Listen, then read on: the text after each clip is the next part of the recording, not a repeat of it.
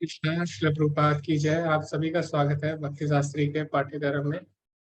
तो आज हम पहली यूनिट जिसमें कि 1 से लेकर 6 तक अध्याय आते हैं, उसके हम 5वें पाठ में पहुंच चुके हैं और आज जो हमारा दूसरा अध्याय है वो भी समाप्त हो जाएगा।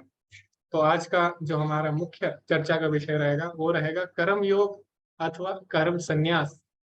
कर्म करना, तब भगवान के लिए कर्म करना या सब कर्मों का त्याग करना, दोनों में से कौन अधिक श्रेष्ठ है। तो उस पर हम चर्चा करेंगे क्लास के अंत में। उससे पहले पिछले पार्ट में हमने क्या क्या सीखा उस पर हम चर्चा करेंगे। तो पिछले पार्ट में हमने देखा कि भगवान ने एक एक करके अर्जुन के जो सारे कारण थे युद्ध ना करने के उनका खंडन किया। तो अर्जुन ने बोला कि हमें दया करनी चाहिए, तो भगवान ने उसका खंडन कैसे किया? ज्ञान के द्वारा, आत्मा के ज्ञान के द्वारा। भगवान ने बोला वास्तव में तुम दया किस पे दिखा रहे हो? शरीर पे, जबकि हमें आत्मा पे दया दिखानी चाहिए। तो इसके लिए हमने उदाहरण भी दिया था, अगर कोई व्यक्ति डूब रहा है तो हमें उसके कपड़ों पे दया नहीं दिखानी चाहिए, व्यक्ति पे दया दिखानी है। इसी तरह हम किसी का भला चाहते हैं तो केवल शरीर के स्तर पर ना सोच के हमें आत्मा के स्तर पर भी सोचना चाहिए। तो इस प्रकार भगवान ने पहले कारण का खंडन किया। उसके बाद अर्जुन ने और कारण दिए थे कि इसमें कोई भी आनंद नहीं है। तो उसके लिए भगवान ने क्या कहा? उसके लिए भगवान ने कर्म कांड का सहारा लिया। भगवान ने बोला आनंद ही आनंद है, अगर तुम मारे जाओगे युद्ध में तो तुम्हें स्वर्ग की प्राप्ति होगी, और अगर जीत जाते हो तो पृथ्वी का भोग यानी साम्राज्य का भोग मिलेगा। तो उसका भी भगवान ने खंडन किया। फिर अर्जुन ने अगला कारण दिया था कि मुझे पाप लगेगा। तो भगवान ने बोला ऐसा नहीं है, अगर तुम मेरे लिए कर्म करोगे, अगर हम भगवान के लिए कर्म करते हैं तो उसमें कोई भी पाप पुण्य नहीं होता, क्योंकि जो भक्ति की गतिविधियां है वो पाप पुण्य से ऊपर होती है। तो इस प्रकार भगवान ने अर्जुन के मुख्यतः तीन कारणों का खंडन किया था। फिर आगे भगवान ने समझाया था, कर्म कांड के बारे में हमने चर्चा की थी। तो हमने देखा था कि अर्जुन ने बोला था कि मेरे परिवार की परंपराएं नष्ट हो जाएंगी, समाज नष्ट हो जाएगा और यहाँ तक कि मेरे पितृ भी दुख पाएंगे। लेकिन भगवान ने बोला अगर तुम मेरे लिए काम करते हो, अगर हम भगवान के लिए काम करते हैं तो सारे, चाहे हमारे पितृ हो, चाहे समाज हो, चाहे परिवार हो ना, सब सुखी हो जाते हैं अपने आप, क्योंकि भगवान सभी की जड़ है। अगर जड़ में पानी डालेंगे सब अपने आप तुष्ट हो जाते हैं, सारे अंग पेड़ के अपने आप तुष्ट हो जाते हैं। तो भगवान ने बताया वेदों के कर्म कांड से ऊपर उठो, भक्ति में आओ, धीरे धीरे ऊपर उठो, क्योंकि मेरे लिए काम करोगे, मेरी भक्ति करोगे तो सब अपने आप प्रसन्न हो जाएंगे। और आज हमने ग्रुप में चर्चा भी की थी कि जैसे कालिया था, कालिया ने कभी भक्ति नहीं किया। कालिया ने हमेशा पाप कर्म किए, उसने जानवरों को खाया और निर्दोष जानवरों को मारा उसने हमेशा। लेकिन उसकी जो पत्नियां थी कालिया की, वो सारी भक्त थी। तो उनके भक्त होने के कारण भगवान ने क्या किया? कालिया पे कृपा की, है ना। कालिया के सिर पे पैर रखा। तो कालिया की पत्नियों ने भगवान से पूछा कि भक्ति तो हमने आपकी की, लेकिन आपने पहले उद्धार कालिया का क्यों किया, उसके सिर पे क्यों पैर रखा? तो भगवान यही बोलते हैं कि भगवान केवल अपने भक्तों का नहीं बल्कि उनके भक्तों के साथ जो भी जुड़े हैं सबका ध्यान रखते हैं। तो इस प्रकार हम देखते हैं अगर हम भगवान को प्रसन्न कर ले सब अपने आप प्रसन्न हो जाते हैं, हमें एक एक करके सबको प्रसन्न करने की आवश्यकता नहीं है। अगर भगवान खुश हो जाते हैं सब अपने आप तुष्ट हो जाते हैं। एक कहानी भी आती है छोटी सी महाभारत में। एक बार जब जो पांडव लोग होते हैं वनवास में थे जब एक बार, तो उस समय क्या करते हैं कुछ लोग जो कि इनसे ईर्ष्या करते थे पांडवों से, वो दुर्वासा ऋषि को उनके यहाँ भोजन के लिए भेज देते हैं। उनको पता है कि इनके पास भोजन नहीं है और दुर्वासा ऋषि इनको श्राप दे देंगे। तो फिर क्या करते हो? दुर्वासा ऋषि बोलते हैं कि हम आपके यहाँ भोजन करेंगे और हम स्नान करने जा रहे हैं और थोड़ी देर में हम आते हैं। तो ऐसे ही अम्बरीश महाराज को भी बोला था दुर्वासा ऋषि ने। तो दुर्वासा ऋषि और उनकी बहुत बड़ी टीम रहती है, उसमें हजारों लोग रहते हैं, ऐसे नहीं कि केवल दुर्वासा ऋषि। अब पांडव लोग सोचते हैं कि हम कैसे कैसे दुर्वासा ऋषि और उनके जो साथी है उनकी भूख को शांत करेंगे। तो अभी इनके पास एक अक्षय पात्र होता है, जो द्रौपदी रहती है उसके पास एक अक्षय पात्र होता है, उसमें क्या होता है कि खाना दोबारा से आ जाता है। लेकिन उसमें ये था कि एक बार अगर वो एक दिन में अगर आपने उसमें अंत में जो दिन का अंतिम खाना होता है वो खा लिया, उसके बाद नहीं भरता था। तो उसमें थोड़ा सा चावल बचा रह गया था। तो जो द्रौपदी थी, जो कुंती महारानी थी, उन्होंने क्या किया, जो छोटा सा दाना बच गया था वो भगवान को चढ़ा दिया, छोटा सा। भगवान ने बोला कि तुम यही चढ़ा दो मुझे, और भगवान ने जैसे ही वो खाया उसके बाद दुर्वासा ऋषि और उनके साथी वहां पे आते हैं और बोलते हैं कि हम बिल्कुल भी खाना नहीं खाएंगे। तो पांडवों ने बोला क्यों? उन्होंने बोला पता नहीं क्यों, हमारा पेट बहुत ज्यादा भर गया है और इससे ज्यादा हम खा नहीं सकते। तो इससे हमें क्या सीखने को मिला कि अगर भगवान को प्रसन्न कर लेते हैं हम, तो हमें एक एक करके अपने पितरों को, अपने परिवार वालों को या अपने जो भी सगे संबंधी है उनको प्रसन्न करने की आवश्यकता नहीं रह जाती है। तो भगवान को तुष्ट करते सब अपने आप तुष्ट हो जाते हैं। तो यही बात भगवान ने अर्जुन को बोली कि वेदों के कर्म कांड से ऊपर उठो, क्योंकि वेदों का तात्पर्य ही भगवान की सेवा करना। तो अगर तुम डायरेक्ट भगवान की सेवा करोगे तो तुम्हें वेदों के कर्म कांड करने की आवश्यकता नहीं है। तुम्हें ये नहीं सोचना है कि मेरे पितर को पानी कौन देगा, मेरे परिवार का क्या होगा। इस प्रकार भगवान अर्जुन को समझाते हैं। उसके बाद हमने देखा कि क्यों जो भक्ति विनोद ठाकुर है उन्होंने इस अध्याय को भगवत गीता का सारांश ये नाम दिया है। और उसके बाद हमने अनेक महत्वपूर्ण शब्दों पर चर्चा की थी और हमने हमने ये भी चर्चा की थी कि क्यों कर्म कांड कृष्ण भावनामृत में आवश्यक है। तो किस तरह से हम उसको कृष्ण भावनामृत से जोड़ सकते हैं उस पर भी हमने चर्चा की थी। तो अध्याय 2 का एक बार सारांश जानेंगे और क्या क्या हमने अब तक किया ये भी हम समझेंगे। तो पहला जो पार्ट है इसका 1 से लेकर 10 तक श्लोक जो कि हमें अर्जुन के आत्मसमर्पण के बारे में बताते हैं, उस पर हमने चर्चा की है। ज्ञान द्वारा किस प्रकार भगवान ने अर्जुन के पहले कारण का खंडन किया वो हम 30वें श्लोक तक हम उसकी चर्चा कर चुके हैं। कर्म कांड द्वारा भोग का खंडन वो भगवान ने किया 37वें श्लोक तक। उसके बाद अर्जुन ने बोला कि मुझे पाप लगेगा, है ना, लेकिन भगवान ने क्या बोला कि भक्ति में जो गतिविधियां होती है वो पाप और पुण्य से ऊपर होती है। तो वो भी आज हम पढ़ने वाले हैं कि भक्ति में कर्म कैसे किया जाए, कर्म योग कैसे किया जाए। और अंत में आज मुख्यतः जो हम चर्चा करेंगे वो क्या है, स्थित धीर मुनि क्या होता है। तो स्थित प्रज्ञा आपने सुना होगा, तो स्थित प्रज्ञा किसको बोलते हैं, क्या उसके लक्षण होते हैं, उसके बारे में हमारा आज का विषय रहेगा। तो वो हम अब पढ़ेंगे। अर्जुन उवाच स्थितप्रज्ञस्य का भाषा समधिष्यस्त केशव स्थितधि किम प्रभाषेत किमासीता व्रजेत किम। अर्जुन ने कहा, हे कृष्ण, आध्यात्म में लीन चेतना वाले व्यक्ति अर्थात स्थित प्रज्ञ के क्या लक्षण है, वह कैसे बोलता है और उसकी भाषा क्या है, वह किस तरह बैठता है और चलता है। अब इसको समझना थोड़ा कठिन है, लेकिन अगर हम प्रभुपाद जी के तात्पर्य पढ़े तो इसको समझना बहुत ही आसान है। तो यहाँ पे अर्जुन पूछ रहा है स्थित प्रज्ञ क्या है। तो पिछले अध्याय में हमने देखा कि भगवान धीरे धीरे हमें कर्म कांड से ऊपर लाते हैं, किसमें, भक्ति में लाते हैं। तो भक्ति में स्थिर जो व्यक्ति है कैसे पता लगेगा कि कोई कर्म कांड से ऊपर उठ चुका है। तो अर्जुन ने यही पूछा कि भगवान धीरे धीरे हमको कर्म कांड से ऊपर ला रहे हैं भक्ति की तरफ, लेकिन अर्जुन पूछ रहा है कि कैसे पता लगेगा अगर कोई व्यक्ति भक्ति में स्थिर हो जाता है, किसी का मन अगर कृष्ण में लग जाता है तो उसको स्थित प्रज्ञ बोला जाता है। तो बहुत सारे लोग आजकल योगा भी कराते हैं और वो बोलते भी है कि हम स्थित प्रज्ञ बन रहे हैं, हम स्थित प्रज्ञ बन रहे हैं, लेकिन वास्तव में स्थित प्रज्ञ क्या है वो हमें भगवत गीता से पता लगा है। तो स्थित प्रज्ञ वो नहीं है जो कि अपने आप पे ध्यान लगाए, स्थित प्रज्ञ वो है जो कि भगवान पे ध्यान लगाए। तो जिसका मन हमेशा भगवान में लगा रहता है उसके क्या लक्षण होते हैं वो अर्जुन यहाँ पे पूछ रहा है। तो अभी यहाँ पे अर्जुन पूछ रहा है कि उसकी भाषा क्या होती है, यानी वो कैसे बोलता है। तो इसका मतलब ये नहीं है वो कैसी भाषा बोलता है, पंजाबी बोलता है, वो तमिल बोलता है या मलयालम बोलता है, इसका मतलब ये नहीं है। भाषा मतलब ये है वो किस तरह का व्यवहार करता है, किस तरह के उसके लक्षण होते हैं। और यहाँ पे जैसे बताया गया किस तरह वो बैठता है। तो बैठता मतलब ये नहीं हो कैसे बैठता है, कुर्सी पे बैठता है, नीचे बैठता है, ये नहीं है ना। तो बैठता मतलब ये है वो अपनी इंद्रियों को किस तरह लगाता है, यहाँ पे ये अर्थ है। और किस तरह चलता है। तो चलने का मतलब ये नहीं है इसमें कि वो धीरे चलता है या वो तेज चलता है। चलता मतलब उसके दैनिक जीवन कैसा रहता है, उसका आचरण कैसा रहता है।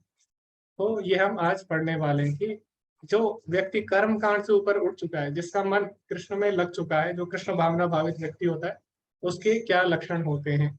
तो वो हम आगे पढ़ने वाले हैं। तो इसमें अर्जुन ने बोला स्थित प्रज्ञा का भाषा, यानी स्थित प्रज्ञा कैसा बोलता है। तो कृपा जी अपने तात्पर्य में क्या लिखते हैं उसको हम पढ़ते हैं।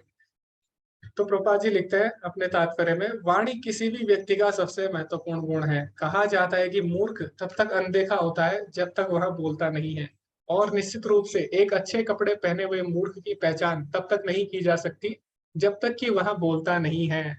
तो प्रभुपाद जी बोलते हैं, बोलना, आपकी वाणी बहुत ही ज्यादा महत्वपूर्ण होती है। किसी मूर्ख व्यक्ति का पता तब तक नहीं चलेगा जब तक वो कुछ बोलेगा नहीं। भले ही बाहर से आपको अच्छा लगे और हो सकता है बाहर से आपको देखने में वो कुछ और ही लगे, लेकिन जैसे वो बात करेगा तुरंत आपको पता लग जाएगा। इसीलिए भगवान भगवत गीता में बोलते हैं किस प्रकार हमें बोलना चाहिए। तो भगवान बोलते हैं सत्यम, सत्य बोलो, हितम किसी के हित में बोलो, प्रियम किसी को प्रिय लगने वाला बोलो। तो ये तीनों ध्यान में रख के हमें बोलना चाहिए। तो हमें भाषा से पता लगता है, बाहर से देखने से पता नहीं लगता। तो यही यहाँ पे प्रभुपाद जी अपने तात्पर्य में बता रहे हैं। तो क्या आप कोई ऐसा उदाहरण दे सकते हैं कि जहाँ पे बाहर से तो हमें लगता है कि बाहर से हमें कुछ और लगता है, लेकिन जैसे ही वो व्यक्ति बात करता है तो तुरंत हमें पता लग जाता है। ऐसे बहुत से लोग हैं। तो आप किसी उदाहरण को ऐसे जानते हैं? ओके, किसी ने हैंड रेज नहीं किया। तो एक तरह के लोग होते हैं जो कि बाहर से कुछ और होते हैं, लेकिन जैसे वो बात करते हैं तुरंत पहचान में आ जाते हैं। ओके, हरे कृष्ण कृष्ण।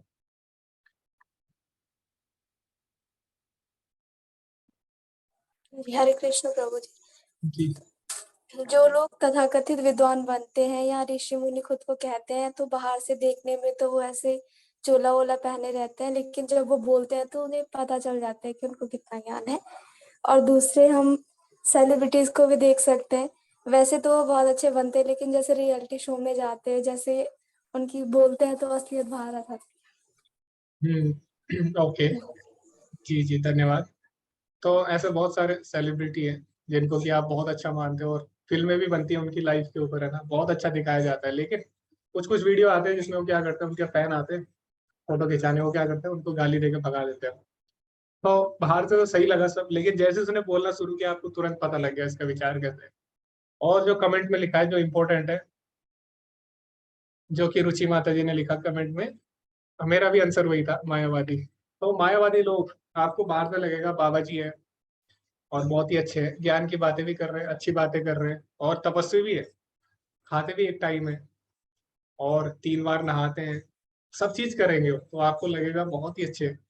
लेकिन जैसे ही वो बोलेंगे, क्या बोलेंगे वो, तुम भी भगवान हो हम भी भगवान है, एक दिन हम सब भगवान बन जाएंगे। जैसे उसने ये बोला तुरंत पता लग जाता है ये मायावादी है, और इसका जो सिद्धांत है, इसकी जो थिंकिंग है, इसका विचार है, इसके सही नहीं है, तुरंत पता लग जाएगा। तो यूट्यूब पे कई लोग हैं जिनको सुनते हैं लोग, और वो बहुत विद्वान भी है, ऐसी बात नहीं। तो लोग यूट्यूब पे उनको सुनते हैं। तो एक विद्वान थे ऐसी, मैं भी उनको मैं सुनता नहीं था, पर आपको पता ही यूट्यूब पे आ जाते हैं, जो फेमस फेमस चीजें होती है वो यूट्यूब पे आ जाती है ना। तो मैं भी सुन रहा था एक दिन। तो वो भी बता रहे थे, पहले भगवान के बारे में उन्होंने अच्छे से बताया, भक्ति के बारे में अच्छे से बताया, लेकिन अंत में उन्होंने क्या बोला कि देखो, कृष्ण से भी गलती हो गई है ना। कृष्ण भी आए संसार में, और वो भी बेचारे, उनका जीवन भी बहुत दुख भरा रहा। ये है ही जीवन ऐसा, मनुष्य जीवन, इसमें जो भी आएगा जन्म लेके उसको दुख तो भोगने ही पड़ेंगे। तो हमको दुख मिल रहे हैं, जब कृष्ण को दुख भोगने पड़े तो हम कौन होते हैं, तो हमको भी दुख भोगने पड़ रहे हैं। तो गलती तो कृष्ण से भी हुई, ऐसे उन्होंने बोल दिया। तो जैसे उन्होंने ये बोला गलती तो कृष्ण से भी हुई थी, मैं समझ गया ये कौन है, मायावादी। क्यों? क्योंकि मायावादी बोलते हैं कि जो साकार रूप है उसमें हमेशा कमी होती है, जो वास्तव में भगवान का रूप है वो कौन है, निराकार रूप है। और जो रूप माया में आ जाता है वही साकार रूप होता है। जो माया में आ जाता है, जो हमें दिखाई दे रहा है जो चीज, वो सब माया है। तो भले ही भगवान का भी अगर रूप है वो भी माया है, यानी उसमें भी कोई ना कोई कमी रहती है। तो इस प्रकार वो क्या करते हैं, भगवान की लीलाओं में भी कमियां निकालेंगे, है ना। भगवान ने ऐसे किया, उनसे ये गलती होगी, भगवान से ये गलती होगी इसीलिए उसके साथ ऐसे हुआ, भगवान ने ये किया इसीलिए उनके साथ ऐसा हुआ। लेकिन भगवान क्या बोल रहे हैं भगवत गीता में, भगवान साफ साफ बोलते हैं, नमाम कर्माणि लिम्पन्ति नमे कर्म फला स्पृहा। चौथे अध्याय के 14वें श्लोक में भगवान बोलते हैं कि न मैं न कर्माणि लिम्पन्ति, यानी ना ही मैं कर्म में लिप्त होता हूँ, न मैं कर्म फला स्पृहा, ना ही कर्म फल की इच्छा रखता हूँ। तो भगवान पे कर्मों का कोई भी असर नहीं पड़ता, जबकि भगवान साफ साफ बोल रहे हैं। लेकिन फिर भी जो मायावादी लोग होते हैं वो भगवान में भी कमियां निकाल देते हैं, भगवान के साकार रूप में हमेशा कमियां निकालते हैं। तो जब तक वो ये बात बोलते नहीं तब तक उनका पता नहीं लगता। इसीलिए इसीलिए बोलना और सुनना बहुत ही महत्वपूर्ण है। तो यहाँ पे ये था तात्पर्य। और आगे श्लोक में प्रभुपाद जी क्या बोलते हैं वो भी हम पढ़ेंगे, कि जिस प्रकार धनी व्यक्ति होता है वो उसके धन से जाना जाता है। कोई बोलता है कि मैं धनी हूँ, तो कैसे पता लगता है, उसके पास अगर महंगी महंगी चीजें होती है। उसी प्रकार कोई अगर बीमार है तो बीमारी के भी लक्षण होते हैं, उससे हमें पता लग जाता है। जैसे कोरोना वायरस जब फैला था तो हमें पता था किसी को बुखार आ रहा है, छींक आ रही है, किसी को सूंघने की क्षमता चली गई है, तो लक्षणों से हमें पता लग जाता है कि इसको कोरोना है। इसी प्रकार अर्जुन क्या पूछ रहा है, जिसका मन कृष्ण भावना भावित हो चुका है, जिसका मन कृष्ण में लग जाता है, उसके लक्षण क्या होते हैं, तो वो अब भगवान बताएंगे एक एक करके। ओके, आगे हम बढ़ते हैं। अभी अर्जुन ने चार मुख्य चीजें पूछी। पहला लक्षण, तो भगवान अगले श्लोक में यानी 55वें श्लोक में बताएंगे। फिर अर्जुन ने पूछा भाषण, किस प्रकार उसका व्यवहार रहता है, तो 56वें 57वें श्लोक में वहां कैसे बैठता है। बैठता है मतलब इंद्रिय विषयों पर अपनी इंद्रियों को किस प्रकार वो लगाता है, तो वो भगवान बताते हैं 58 से और 63 श्लोक तक।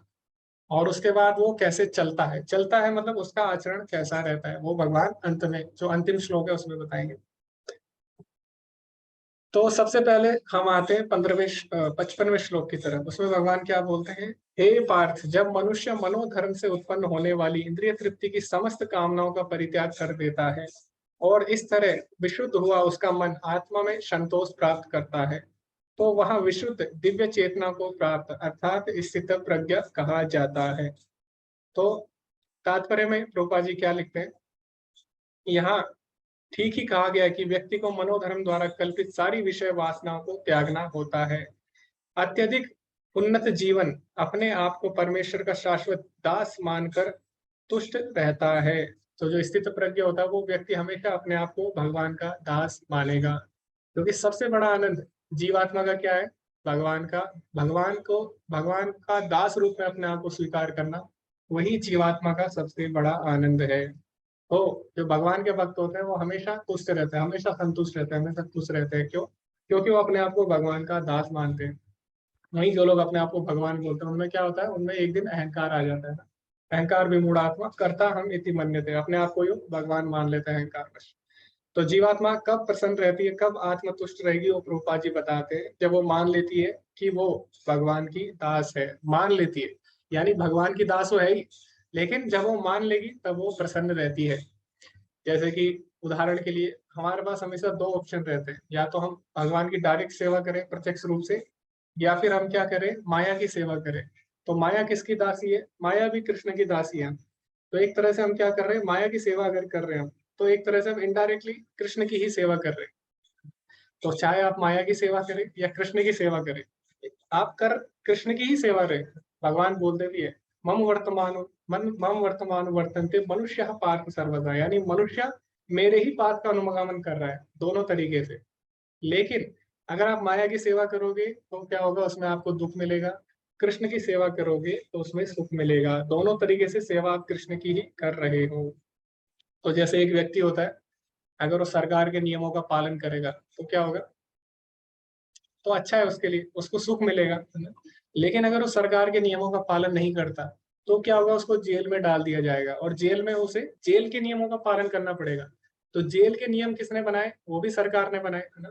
तो व्यक्ति दोनों तरीके से सरकार का नियम का पालन कर रहा है, सरकार के नियम का डायरेक्ट पालन करके और जेल के नियमों का पालन करके भी। लेकिन सुख किसमें मिल रहा है, सरकार के नियमों का डायरेक्ट पालन करके। उसी तरह जीवात्मा भगवान की ही सेवा कर रही है, चाहे वो डायरेक्ट करे या माया की सेवा करके करे। लेकिन सुख किस में है, सुख तब है जब हम डायरेक्ट भगवान की सेवा करते हैं। तो यही तरीका है आत्मतुष्ट होने का, ये प्रभुपाद जी अपने तात्पर्य में लिखते हैं। उसके बाद अगले श्लोक जो है 56वां श्लोक, उसमें क्या बोला गया है, जो तीन तापों के होने पर भी मन को विचलित नहीं करता अथवा सुख में प्रसन्न नहीं होता और जो आसक्ति भय तथा क्रोध से मुक्त है, वह स्थिर मन वाला मुनि कहा जाता है। तो यहाँ पे प्रभुपाद जी अपने तात्पर्य में लिख रहे हैं, कृष्ण भावना भावित व्यक्ति तीनों तापों के संघात से तनिक भी विचलित नहीं होता, क्योंकि वह इन कष्टों को भगवत कृपा के रूप में लेता है और पूर्व पापों के कारण अपने को अधिक कष्ट के लिए योग्य मानता है, और वह देखता है कि उसके सारे दुख भगवत कृपा से रंच मात्र रह जाते हैं। इस प्रकार जब वह सुखी होता है तो अपने को सुख के लिए अयोग्य मानकर इसका भी श्रेय भगवान को देता है। वह सोचता है कि भगवत कृपा से ही वह ऐसी सुखद स्थिति में है और भगवान की सेवा और अच्छी तरह से कर सकता है। तो यहाँ पे ध्यान देने लायक है जो भी प्रभुपाद जी ने एक एक लाइन लिखी है। तो यहाँ पे प्रभुपाद जी लिखते हैं कि जो भगवान के भक्त होते हैं वो कभी भी विचलित नहीं होंगे, चाहे कितने भी संकट उनके जीवन में आए। तो क्या होगा, अगर कभी उनके जीवन में दुख आया तो वो क्या मानते हैं, वो मानते हैं कि जरूर ही मेरे पूर्व कर्म होंगे या पूर्व पाप होंगे जिनके कारण मुझे दुख भोगना पड़ रहा है। तो और ये सोचते हैं कि जितनी जल्दी मेरे दुख खत्म होंगे उतनी अच्छे से मैं भगवान की और अच्छे से सेवा करूंगा। तो शायद भगवान ने मेरे जीवन में अगर दुख दिए हैं तो पहली बात वो ये समझता है कि ये मेरे भलाई के लिए ही है। जैसा माता पिता कभी कभी डांटते बच्चे को तो बच्चे की भलाई होती है उसमें, लेकिन बच्चे को बाद में पता लगता है। इसी तरह भक्त भी होते हैं, तो भले उनके जीवन में दुख भी आए तो क्या करते हैं, कभी भी भगवान को कोसते नहीं है। वो सोचते हैं कि भगवान जरूरी जो भी कर रहे हैं मेरे लिए अच्छा ही करेंगे। और एक और तरीके से वो सोचता है कि जो अभी दुख मेरे जीवन में आ रहा है, हो सकता है बहुत बड़ा दुख आने वाला रहा हो, लेकिन भगवान ने क्या किया, उस दुख को कम कर दिया। तो ये जो स्थित प्रज्ञ व्यक्ति है या जो भगवान के भक्त होते हैं वो ऐसा सोचते हैं। जैसे प्रभुपाद जी है, तो प्रभुपाद जी जब अमेरिका जा रहे थे तो उन्हें 2 बार हार्ट अटैक आया जहाज में, है ना, 3 महीने की यात्रा थी। लेकिन प्रभुपाद जी ने क्या सोचा, प्रभुपाद जी ने ये नहीं सोचा कि भगवान कितने क्रूर है, उन्होंने 2 बार मुझे हार्ट अटैक दिया। प्रभुपाद जी ने क्या बोला, प्रभुपाद जी ने बोला भगवान कितने दयालु है, उन्होंने मुझे तीसरी बार हार्ट अटैक नहीं दिया। क्योंकि तीसरी बार जिसको हार्ट अटैक आता है उसके बचने के चांस बहुत कम होते हैं। तो प्रभुपाद जी ने पॉजिटिव पॉजिटिव तरीके से उसको देखा कि भगवान ने संकट टाल दिया, 2 ही बार मुझे हार्ट अटैक दिया, मेरे पे कृपा की भगवान ने, तीसरी बार नहीं दिया। तो इस तरह जो भगवान के भक्त होते हैं केवल वही ऐसा सोच सकते हैं। ठीक है, तो ये हमें अगले श्लोक में देखने को मिला। तो जो 55वां श्लोक था वो हमें लक्षण बताता है। जो 56वां और 57वां श्लोक है वो हमें बताता है उसके भाषण, यानी किस प्रकार उसका व्यवहार होता है। तो यहाँ पे भी यही लिखा है जो हमने अभी चर्चा की, स्थित प्रज्ञ अभी कैसे बैठता है। कैसे बैठता है का अर्थ ये है कि वो अपनी इंद्रियों को किस तरह से लगाता है। जब उसके जीवन में इंद्रिय विषय आते हैं तो उसका वो उससे वो किस तरह उनको इंद्रियों को उसमें लगाता है, तो वो भी यहाँ पे बताए गए स्थित प्रज्ञ मुनि के लक्षण। तो जो 64 से लेके 72वें श्लोक तक ये सारे लक्षण इसमें बताए गए हैं, उसकी हम चर्चा करेंगे। तो आगे हम पढ़ेंगे। तो यहाँ पे सबसे पहले उदाहरण दिया गया है 64वें श्लोक में कछुए का। तो यहाँ पे क्या बोला गया है कि कछुआ जिस तरह अपनी इंद्रियों को सिकोड़ लेता है समय आने पर, उसी तरह जो भगवान के भक्त होते हैं वो क्या करते हैं, अपनी इंद्रियों को तुरंत इस इंद्रिय विषयों से हटा लेते हैं। और प्रभुपाद जी इसके तात्पर्य में क्या लिख रहे हैं, प्रभुपाद जी लिख रहे हैं कि जो भगवान के भक्त होते हैं वो क्या होते हैं, सपेरे की तरह होते हैं। तो सपेरा क्या करता है, जब सांप के पास होता है उसको पता रहता है कब पीछे हटना है ना, तुरंत पीछे हट जाता है जैसे ही सांप उसकी तरफ आता है। तो इसी तरह जो भगवान के भक्त होते हैं वो भी क्या करते हैं, सारी जितने भी कार्य होते हैं वो भगवान की सेवा में ही लगाते हैं, सारी इंद्रियों को भगवान की सेवा में ही लगाते हैं, है ना। वो जानते हैं ऋषिकेन ऋषिकेश सेवनम। और जैसे ही उनको पता लगता है कि ये जो मेरे कार्यकलाप है ये हमें भगवान से दूर ले जा रहे हैं, तो क्या करते हैं, तुरंत ही उससे पीछे हट जाते हैं सपेरे की तरह। क्योंकि अनियंत्रित इंद्रिया किसकी तरह होती है, जहरीले सर्प की तरह मानी गई है। तो भगवान के भक्त क्या करते हैं, जहरीले सर्प से दूर रहते हैं। और चैतन्य चरितामृत में भी बोला गया कि कृष्णा भूलिया जीवा भोगावाच करी, पश्यत माया तारे झपटिय धरी।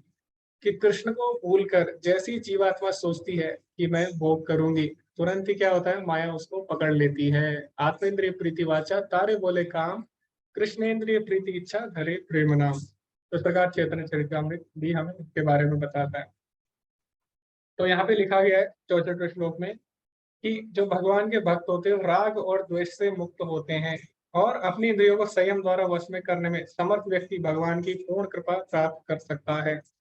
तो राग और द्वेष का क्या मतलब है, राग मतलब होता है पसंद, द्वेष का मतलब होता है नापसंद।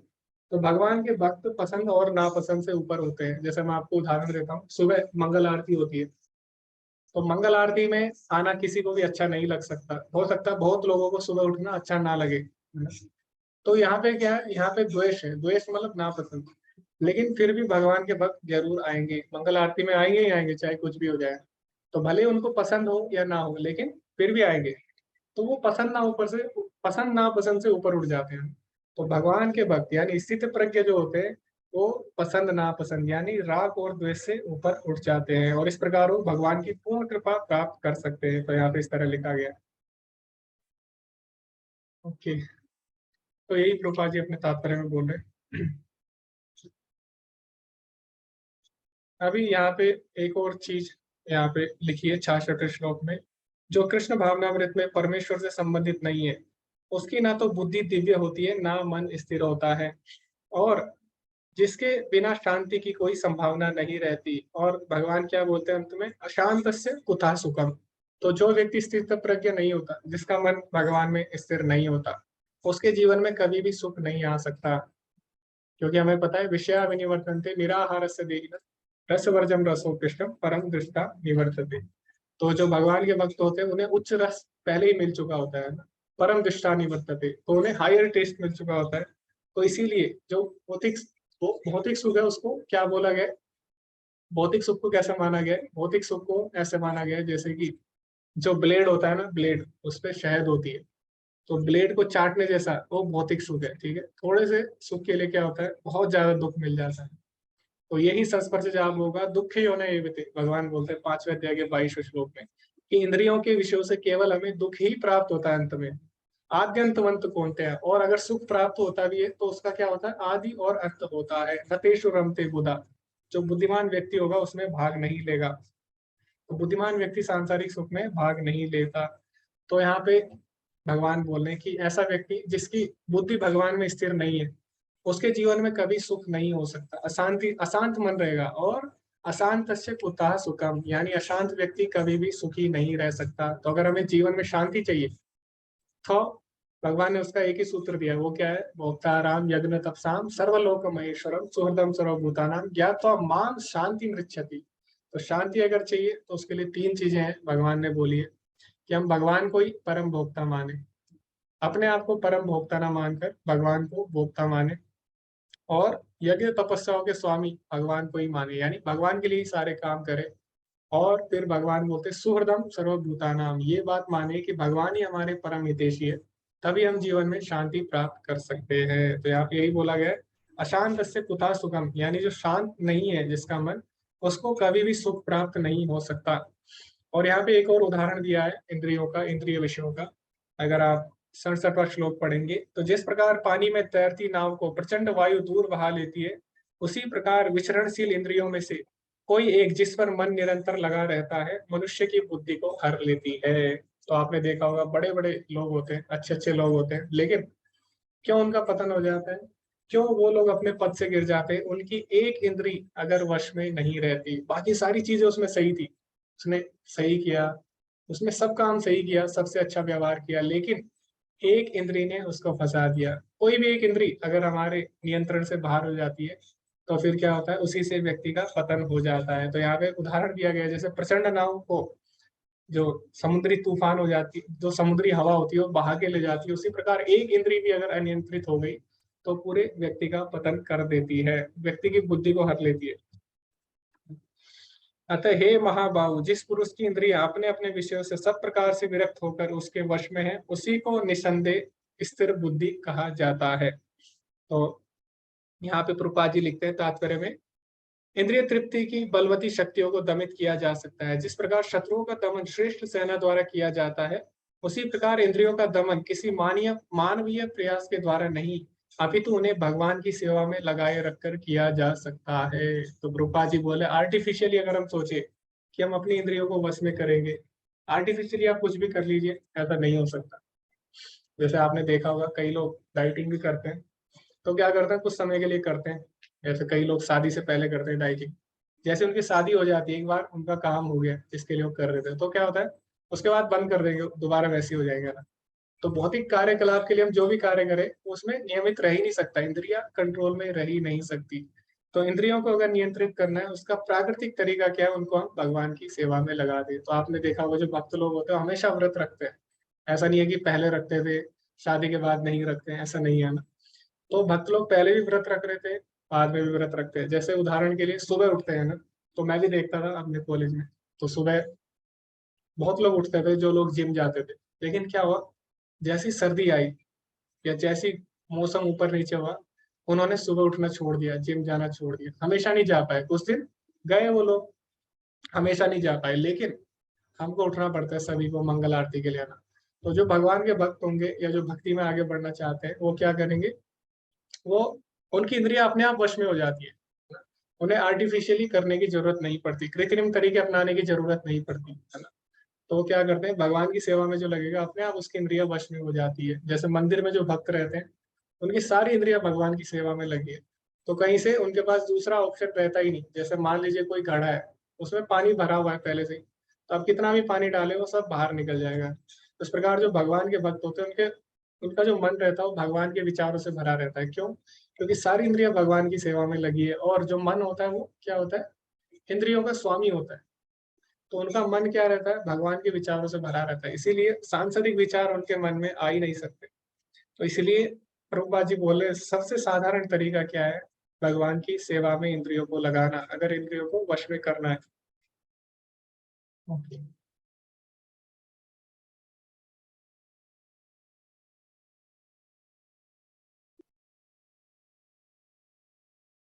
तो ये भी हमने चर्चा की कि किस तरह जो भगवान के भक्त है उनकी तुलना सपेरे से की गई है, और इंद्रियों की तुलना एक विषैले सांप से की गई है।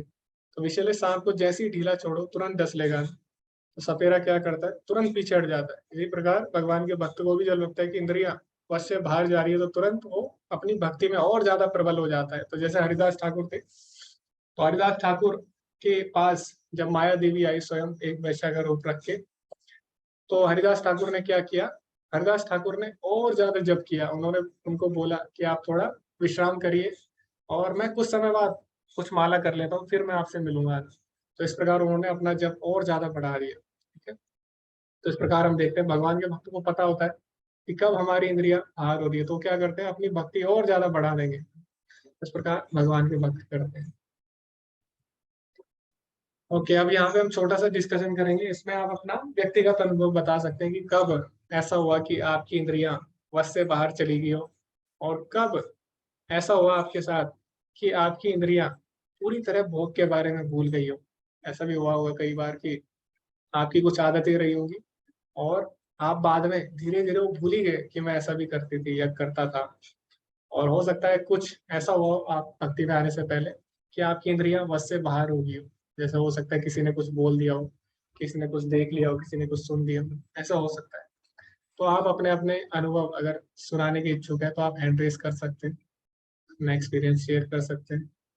किसी के साथ ऐसा हुआ है कि जब आपकी इंद्रियां वश से बाहर हो गई हो, या दूसरे तरह के भी हो सकते हैं लोग जिनके साथ ऐसा हुआ हो कि वो इंद्रियां भोग करना ही भूल गए। तो ऐसे लोग कम होंगे, लेकिन आप बता सकते हैं अपना जो भी अनुभव है।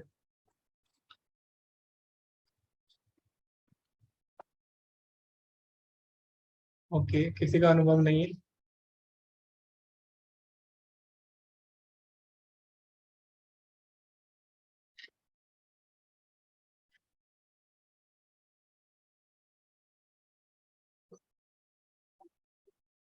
जी, हरे कृष्णा ज्योत्सना माता जी। हरे कृष्णा प्रभु जी, हरे कृष्णा सभी को दंडवत प्रणाम। तो प्रभु जी आप का क्वेश्चन यही है ना कि ऐसा कभी आपके साथ हुआ है कि इंद्रियां आपकी अनकंट्रोल हो गई हूँ? जी जी माता। तो ये तो बिल्कुल जेन्युइन है कि हम लोग की इंद्रियां तो अधिकांश ऐसा है कि अनकंट्रोल ही रहती है, क्योंकि हम लोग ऐसे अभी इतने परिपक्व तो है नहीं, और होने में भी अभ्यास करते करते ही होंगे। तो अनकंट्रोल होने का तो समय लॉट्स ऑफ टाइम आता है। दिन भर में कितनी कोशिश करते हैं प्रभु जी कि नहीं होना है अनकंट्रोल, जैसे कि गुस्सा ही नहीं करना है, नहीं करना है, सुबह उठ के सोच लिया नहीं करना है, रोज सोचते नहीं, लेकिन कहीं ना कहीं किसी न किसी बात पे प्रेशर पड़ा दिमाग में, अनकंट्रोल हुए आ गया। या कभी कभी जो है किसी बात पे बहुत ज्यादा हंस भी देते हैं। कभी कोई बात ऐसी होती है कि जो नहीं हंसने वाली वहां पे भी हंसी आ गई। कभी कभी किसी को कुछ नहीं बोलना है, मतलब अभी धीमे धीमे सीख रहे, फिर भी ऐसा हो जाता है। तो यही चीज कहना था कि अनकंट्रोल तो बहुत बार होता है, लेकिन मेरे साथ ऐसा भी हुआ है कि हम भगवान के विरह में या भगवान के समीप बैठ करके कभी कभी ऐसे भी चीजें हुई, बैठे हैं तो उनमें इतनी ज्यादा तरह से खो गए कि मेरे लिए फिर टाइम नहीं रहा, मेरे लिए फिर कुछ भी नहीं रहा कि उस टाइम क्या हो रहा है। लेकिन वो तब हुआ जब हम पूरी तरह से अपने आप में नहीं थे, हमारी सिचुएशन बहुत खराब थी। या फिर दूसरा तब हुआ जब हम भगवान का कोई बहुत अच्छा भजन सुन लिए, या भगवान के बारे में हमने कुछ बहुत गहन बातें सुन ली कि प्रभु जी पता ही नहीं क्या हो रहा है, बस उनको देख रहे हैं और आंसू बह रहे हैं, बस उनको देख रहे हैं, आंसू बह रहे हैं, कुछ और समझ में आ ही नहीं रहा है। बस ये लग रहा है मैं यहाँ क्यों हूँ। और वो एक अलग ही एक्सपीरियंस है, अलग ही दुनिया थी। तो बस यही बताना था कि मेरे साथ इस तरह की चीजें होती भी हैं, हुई भी हैं और होती रहती हैं। जी माता जी, धन्यवाद अपना अनुभव सुनाने के लिए। तो ओके, तो माता जी ने बोला कभी कभी ऐसी बात बोल देती है जो नहीं बोली, कभी कभी हंस लेते हैं, होता है ऐसा। तो ओके, और भी बहुत चीजें बोली। तो हमको क्या करना है, स्पेसिफिक एक एग्जांपल लेना है, स्पेसिफिक उदाहरण, एक इंस्टेंट ऐसा बताना है जिसमें आपके साथ ये हुआ। तो स्पेसिफिक आपको वही इंसिडेंट आपको बताना है। हरे कृष्णा रुचि माता जी।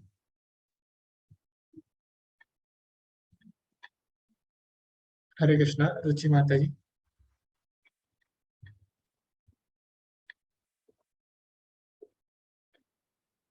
ओके, हरे कृष्णा मोहित प्रभु जी।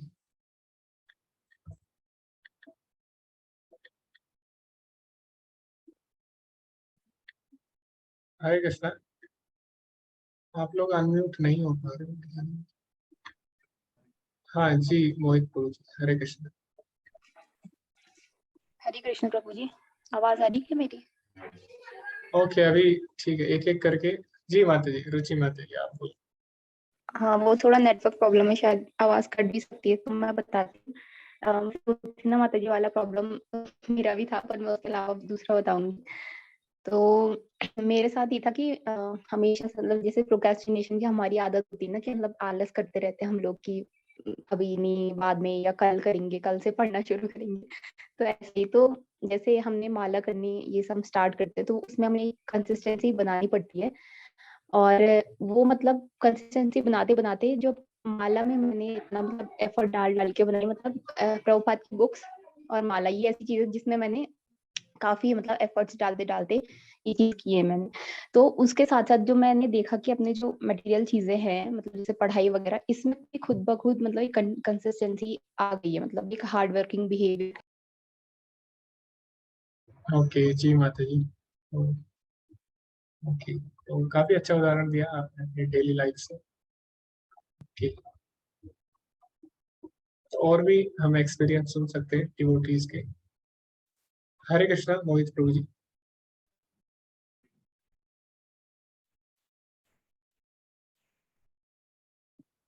जी हरे कृष्णा। ओके, क्या मेरी हरे साइड से नेटवर्क का आवाज आ इशू है? हरे कृष्णा। जी प्रभु जी, आपकी आवाज आ रही है, हरे कृष्णा। मेरी आवाज अगर आपको नहीं आ रही तो आप चैट में लिख सकते हैं हरे कृष्णा, क्योंकि यहाँ पे आज बारिश हुई है तो हो हरे सकता है। कृष्णा प्रभु जी, आ रही है आवाज? जी प्रभु जी, आपकी आवाज आ रही है, हरे कृष्णा।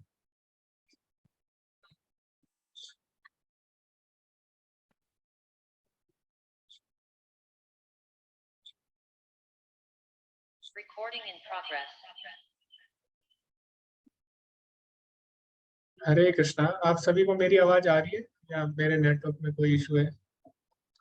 ओके, क्योंकि आज बारिश हुई है काफी जगह, तो मुझे लगा शायद मेरी आवाज नहीं आ रही है।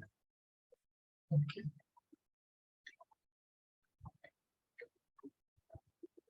जी मोहित प्रभु जी, आपकी आवाज नहीं आ रही। हरे कृष्णा अनु माता जी।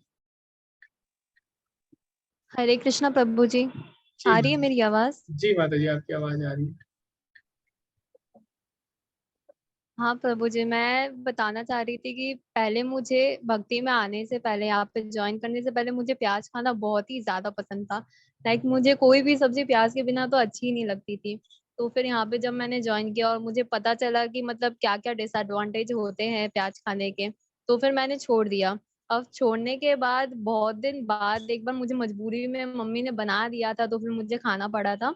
और उस दिन खाने के बाद मुझे ऐसा लगा कि जैसे मेरे सर में इतना तेज दर्द हो रहा है कि मैं क्या ही बोलूं। उसके बाद तो और भी ज्यादा मैंने प्याज खाया ही नहीं।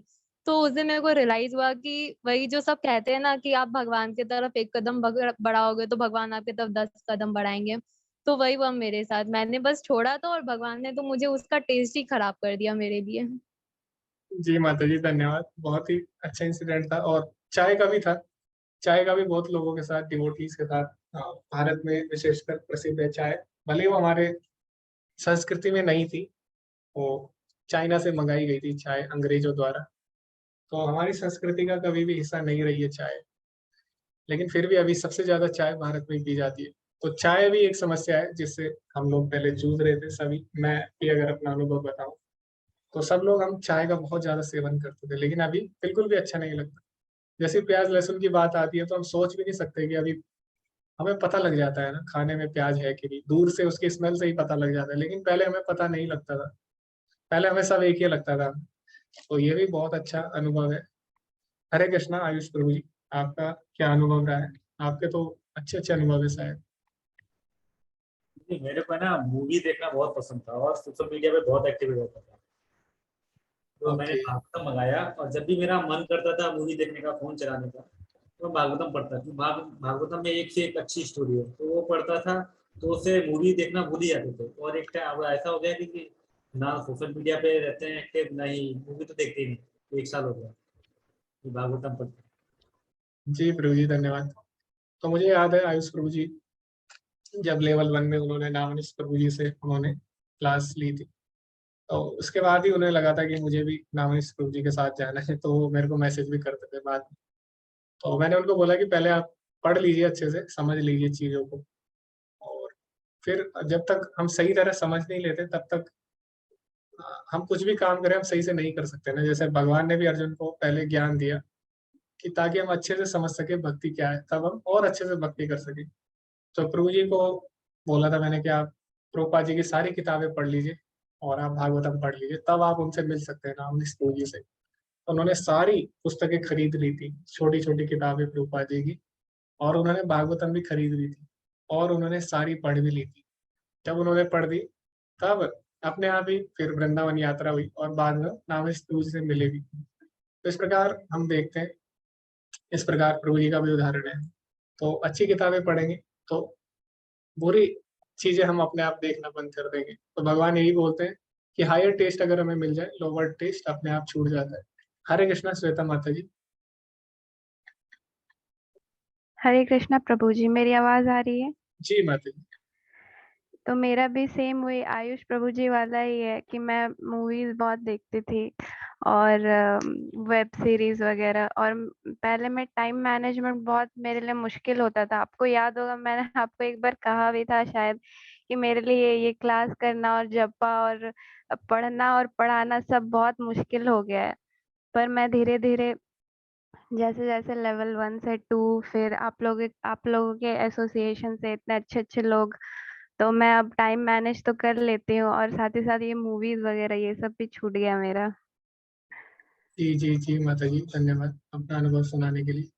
माता जी भी काफी पहले से जुड़ी हैं। तो जी, तो समस्या रहती है हमेशा समय की। तो हमें लगता है कि भक्ति में आने से क्या होगा, हमारा समय ज्यादा लगेगा शायद और हम बाकी चीजें नहीं कर पाएंगे। बट उल्टा है, भक्ति करने से हमारा समय बच जाता है। पता कैसे? मान लीजिए पहले आप क्या करते हैं भक्ति में आने से पहले, तो हम फालतू की चीजें बहुत ज्यादा करते हैं ना, जो कि जिनका कोई उपयोग नहीं है हमारे जीवन में। जैसे कि कई लोग स्क्रॉलिंग करते हैं यूट्यूब पे या फेसबुक पे या सोशल मीडिया पे। वो क्या करते हैं, स्क्रॉल करते करते कब 4-5 घंटे हो जाते हैं उन्हें पता ही नहीं लगता है ना। और फिर बाद में क्या होता है, सिर दर्द होने लगता है, फिर वो सोएंगे, फिर नींद भी सही से नहीं होती। तो बहुत ज्यादा टाइम वेस्ट हो जाता है, 8-9 घंटे हम ऐसे ही काम करते हैं जिसका कोई यूज ही नहीं होता हमारे दैनिक जीवन में। लेकिन जब हम भक्ति करते हैं तो वो 8-9 घंटे में से आप क्या करते हैं, अगर 4 घंटे भी भक्ति में लगा लेते हैं, आप 16 माला करने में 2 घंटे लगते हैं ना, तो 2 घंटे अगर आप 16 माला करते हैं तो आप देखेंगे आपके 6 घंटे अभी बच गए। अब आप और काम नहीं करोगे, जिन काम से आपका टाइम वेस्ट हो रहा था वो समय बच जाता है अब आपका। अब आप उसको अपनी पढ़ाई में लगा सकते हैं। तो ऐसा नहीं है भक्ति करने से हमारा समय बर्बाद हो जाता है। समय बर्बाद हमारा पहले हो रहा था, भक्ति करने से क्या होता है, डिसिप्लिन आ जाता है। भगवान बोलते भी है 6ठे अध्याय के 17वें श्लोक में, युक्त हार विहारस्य युक्त चेष्टस्य कर्मसु युक्त स्वप्न अवबोधस्य योगो भवति दुःखः। तो भगवान बोलते जो योग में जुड़ जाता है, यानी जो भगवान से जुड़ जाता है, युक्त हार विहारस्य उसका खाना पीना नियमित हो जाता है, युक्त चेष्टस्य कर्मसु उसकी इच्छाएं उसके कर्म सारी एक्टिविटीज उसकी नियमित हो जाती है, युक्त स्वप्न अवबोधस्य उसके सोने का और जागने का समय निश्चित हो जाता है। तो भक्ति करने से एक एडवांटेज क्या होता है कि आपके जीवन में डिसिप्लिन आ जाता है। तो ऐसा नहीं है भक्ति करके हमारा टाइम वेस्ट होता है, भक्ति करके बल्कि हम और ज्यादा डिसिप्लिन हो जाते हैं। ठीक है, तो ये माता जी का अनुभव रहा है, बहुत ही अच्छा रहा। और भी चैट में अच्छे अच्छे अनुभव लिखे हैं सभी ने। ओके जी माता जी, वही अभी हमने जो बात की, जो माता जी ने वही बोला यार। ओके, दिवाकर प्रभु जी क्या बोल रहे हैं कि उनकी एक मित्र थी, तो उसको दिखाने के लिए उन्होंने क्या किया, 1 घंटे जप किया। ओके, लेकिन बाद में उन्हें भगवान की भक्ति मिल गई। ओके, तो श्रीमद् भागवतम में बोला गया है, अगर आप अनजाने में भी भगवान का नाम ले लेते हैं तो उससे उससे भी उद्धार हो जाता है। तो उसी का ये उदाहरण है। प्रभु जी आप आज जुड़े हुए हैं। ओके, पूर्वी माता जी को आलस नहीं आता जब से वो भक्ति कर रहे हैं जी। तो भक्ति में अल्टीमेटली हमारा टाइम सेव हो जाता है। तो ऐसा नहीं है भक्ति करने से टाइम वेस्ट होता है जैसे लोग बोलते हैं। जी आयुष प्रभु जी, हरे कृष्ण।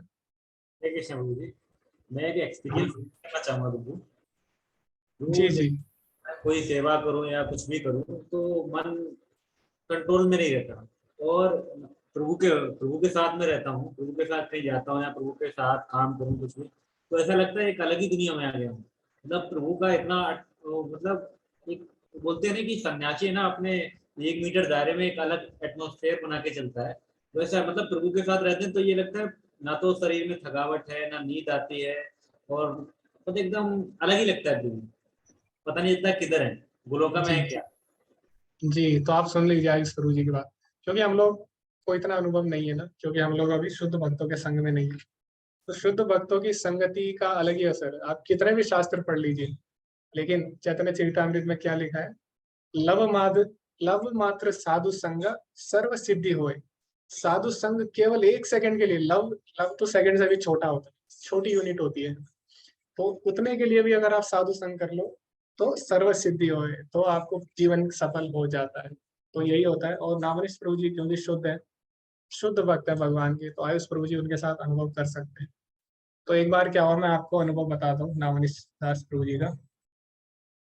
तो एक बार मैंने उनको, उनके जो पिताजी हैं, तो उनसे मेरी बात होती थी। मुझे पता नहीं था वो नामनिश प्रभु जी के पिताजी है। तो उनसे बात, जो भी वो भी पढ़ाते हैं, उनके माता पिता भी पढ़ाते हैं।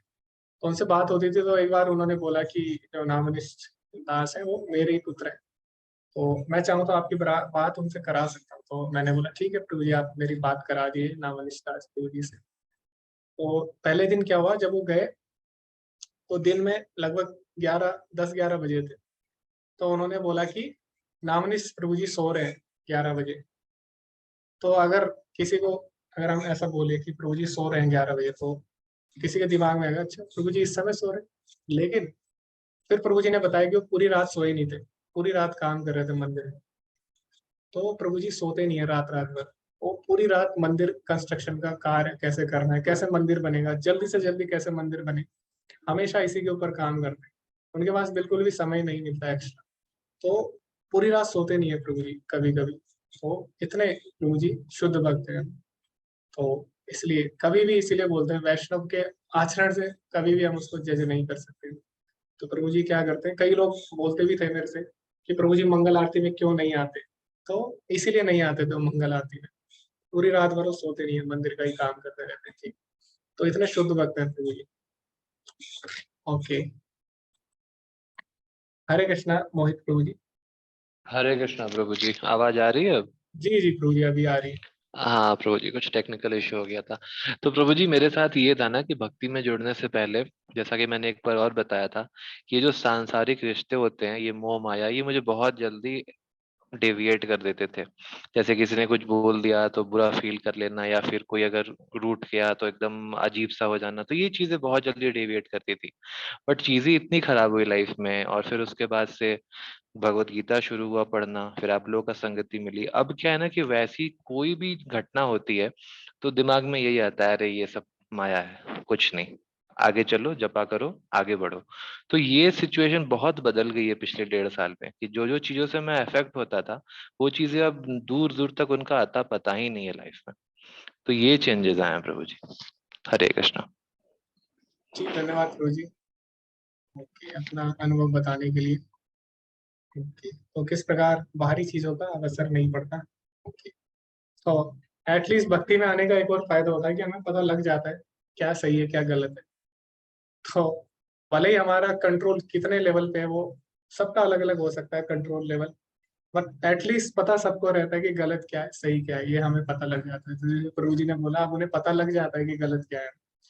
तो जब तक हमें पता नहीं लगेगा गलत क्या है सही क्या है, तब तक हम कंट्रोल कैसे करेंगे? जब तक हमें पता ही नहीं है ये चीज गलत है। तो भक्ति में आके एटलीस्ट हमें ये पता लग जाता है कम से कम कि ये चीज गलत है। तो मुझे लगता है आज इस पर बहुत ज्यादा चर्चा हो चुकी है, तो इस पे इसका कोई लिमिट नहीं है ना, कितने भी हम इस पे चर्चा करें। अभी और भी हैंड रेज है। विवेक प्रभु जी से हम एक बार पूछ लेते हैं आज। जी हरे कृष्णा विवेक प्रभु जी। प्रभु जी, पहले मैं कॉन्फिडेंस मेरा पहले ही हाई रहता था, पर उसके बाद फिर जब मैंने गीता पढ़ना स्टार्ट करा, चैंटिंग करी, तो मेरे साथ ना अपने आप ही मेरा जो कॉन्फिडेंस है ना, मैंने कभी प्रैक्टिस भी नहीं करी कि मेरा कॉन्फिडेंस और बढ़े। गीता और चैंटिंग के बाद मेरा कॉन्फिडेंस जो था ना, वो अल्टीमेट लेवल पे चला गया प्रभु जी।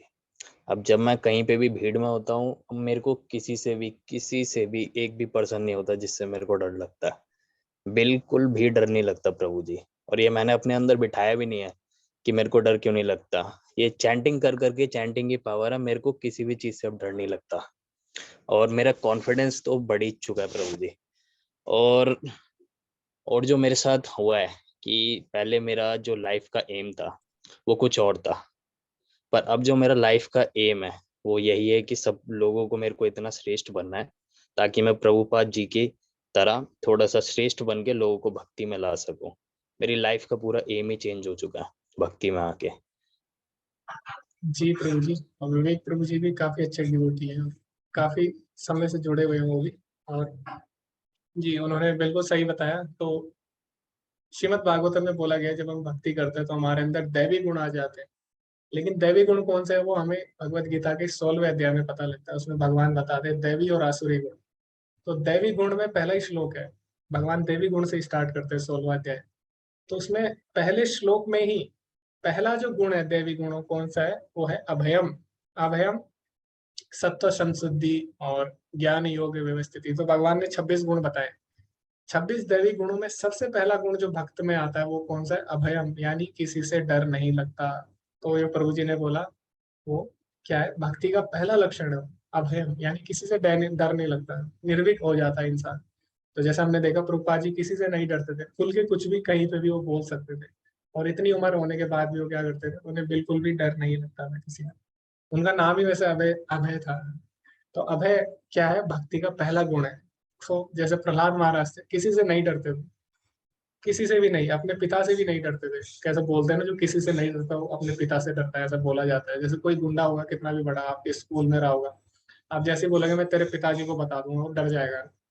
तो किसी से कोई ना डरे, अपने पिता से जरूर डरता है। लेकिन प्रहलाद महाराज अपने पिता से भी नहीं डरते थे। तो उनके पिता इतने बड़े राक्षस थे, फिर भी उनके घर में रह के वो भक्ति कर रहे थे। आप समझ सकते हैं, जो पिता पूरे संसार में किसी को भक्ति नहीं करने देता, उसके घर में रह के प्रहलाद महाराज ने भक्ति की।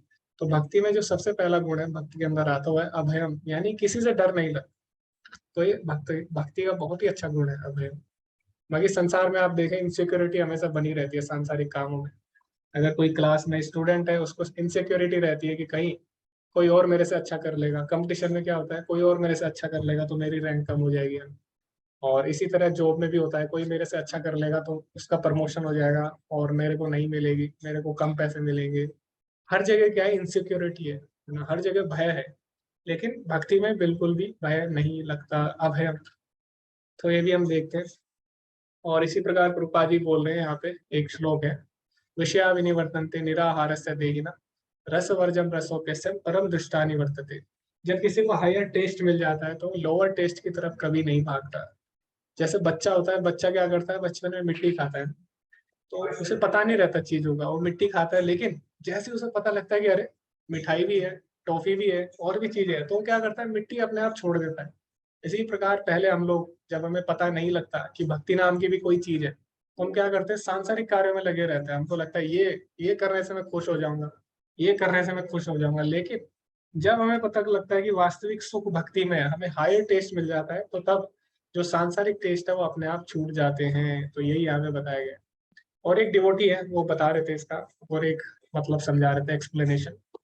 तो उनका जो एक्सपीरियंस था इस श्लोक का, वो क्या था, उनका कहना यह था कि इसका मतलब एक और है कि जब किसी को हायर टेंशन हो जाती है तो लोअर टेंशन अपने आप छूट जाती है।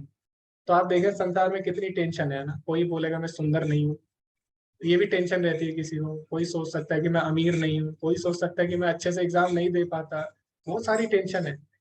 लेकिन भगवत गीता पढ़ने के बाद हमें पता लगता है कि वास्तविक समस्या क्या है, जन्म मृत्यु जरा व्याधि दुख दोषानुदर्शनम। तो भगवान बोलते हैं जो बुद्धिमान व्यक्ति होता है वो किसको दुख देखता है, जन्म मृत्यु जरा व्याधि। तो जब हमें पता लग जाता है हायर टेंशन क्या है, तो लोअर टेंशन अपने आप छूट जाती है। अब हम ये नहीं सोचते कि सुंदर कैसे होना है, धनी कैसे होना है ना, एग्जाम में और अच्छा कैसे करना है, या फिर जो हमसे नहीं हो रहा वो कैसे करना है। हम सोचते हैं कि भक्ति कैसे हम अच्छे से करेंगे। तो क्या हुआ, अब हमने हायर टेंशन ले ली जन्म मृत्यु जरा व्याधि से बाहर आने की। तो जब किसी को हायर टेंशन मिल जाती है तो लोअर टेंशन अपने आप छूट जाती है। तो ये भी इस श्लोक का एक और व्याख्यान जो भक्त लोग हैं वो देते हैं। ओके, अभी आप सभी को डिस्कशन करना है ग्रुप में, क्योंकि आज ग्रुप डिस्कशन नहीं हुआ और आज अपना ही डिस्कशन हमने ज्यादा किया। तो ग्रुप डिस्कशन में आपको क्या करना है, जो भगवत गीता में अभी श्लोक बताए हैं, जो तीसरे अध्याय में पहले से लेकर 9 तक श्लोक बताए हैं, किसके बारे में, वो ये बताते हैं हमें कि क्यों कर्म योग कर्म संन्यास से श्रेष्ठ है। तो आपको वो उस पर चर्चा करनी है। लेकिन उससे पहले इसका बैकग्राउंड जो है, इसका पूर्व भाग जो है वो दूसरे अध्याय में दिया है।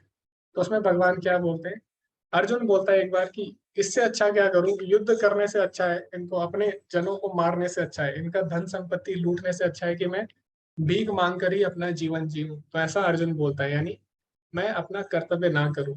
और आगे अर्जुन क्या बोलता है, आगे भगवान उसको बताते भी, हे अर्जुन सफलता या असफलता के सभी मोह को त्याग कर अपने कर्तव्य को पूरा करो।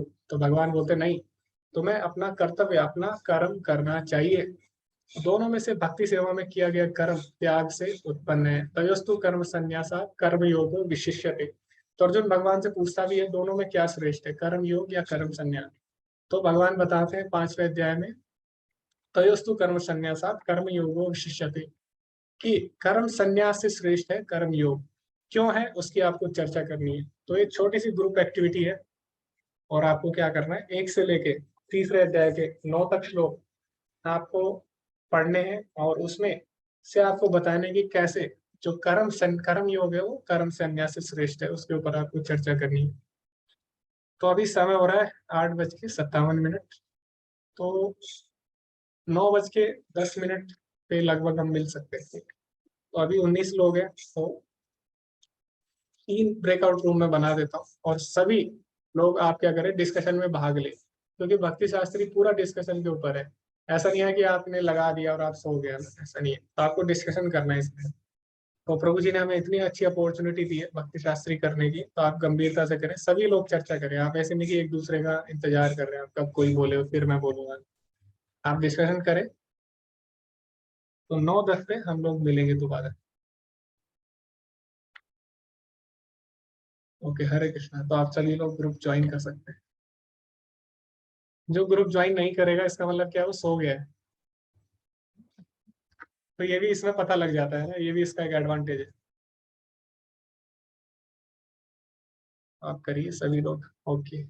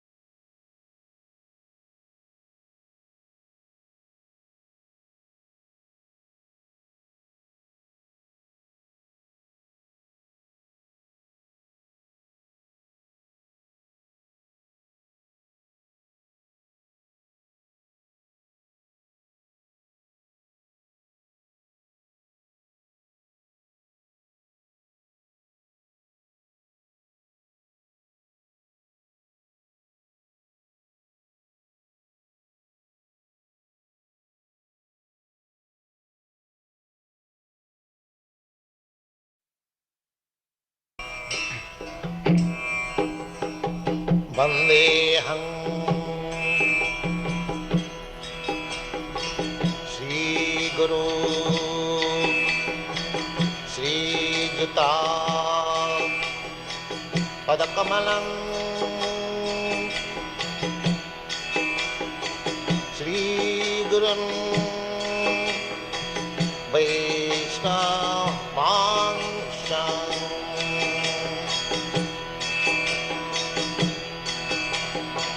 श्रीरूपं चाक्रजातं सहगना रघुनाथान्वितं त्वं सजीवम्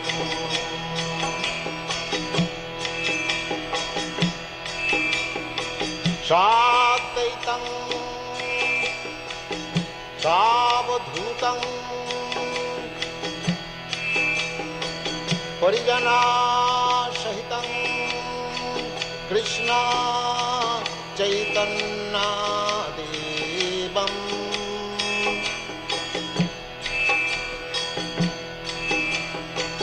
श्रीराधा कृष्णपदान् सागन ललिता श्रीविशाखान्वितांश्च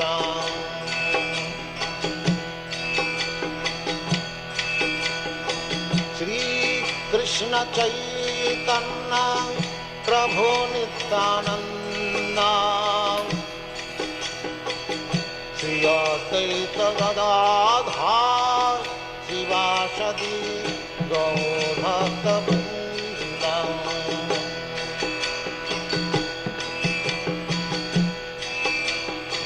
श्रीकृष्ण चैतन्य प्रभु नित्यानंद श्री अद्वैत गदाधर शिवासदि गौरभक्तवृन्द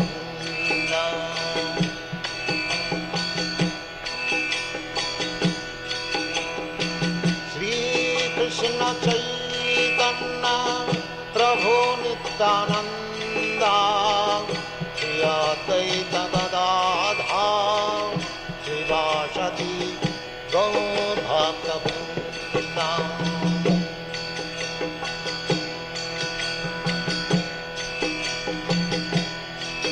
हरे कृष्ण कृष्ण कृष्ण हरे हरे हरे राम राम राम हरे हरे हरे कृष्ण कृष्ण कृष्ण हरे हरे हरे राम राम राम हरे हरे हरे कृष्ण कृष्ण कृष्ण हरे हरे हरे राम राम राम हरे हरे हरे कृष्ण कृष्ण कृष्ण हरे हरे हरे राम राम राम हरे हरे हरे कृष्ण कृष्ण कृष्ण हरे हरे हरे राम राम राम हरे हरे हरे कृष्ण कृष्ण कृष्ण हरे हरे हरे राम राम राम हरे हरे हरे कृष्ण कृष्ण कृष्ण हरे हरे हरे राम राम राम हरे हरे हरे कृष्ण कृष्ण कृष्ण हरे हरे हरे राम राम राम हरे हरे हरे कृष्ण कृष्ण कृष्ण हरे हरे हरे राम राम राम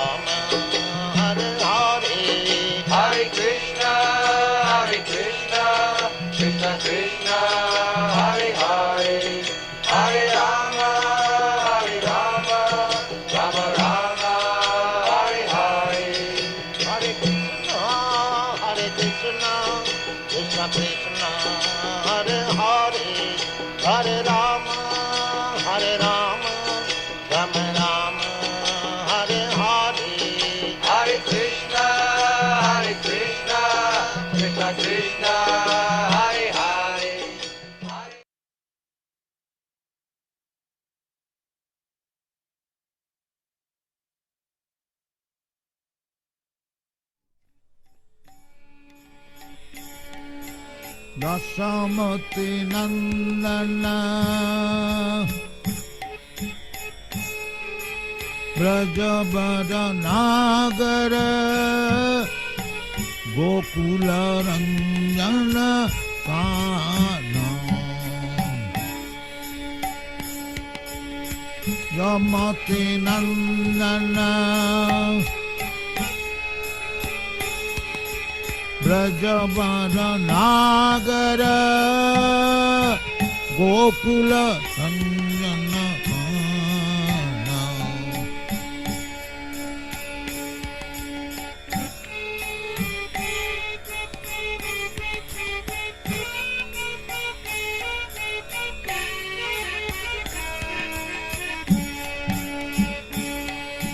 दशमति नंदन ब्रजबर नागर गोकुल रंजन काना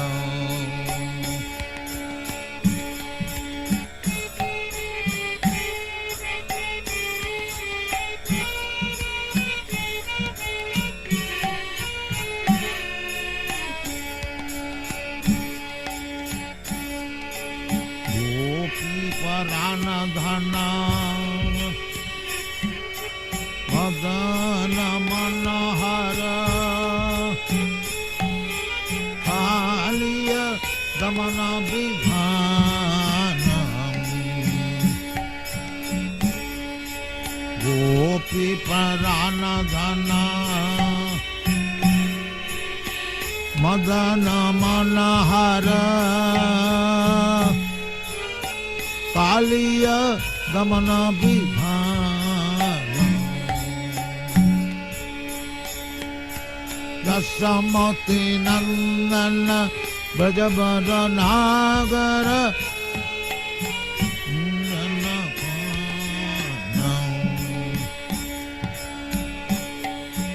दशमति नंदन ब्रजबर नागर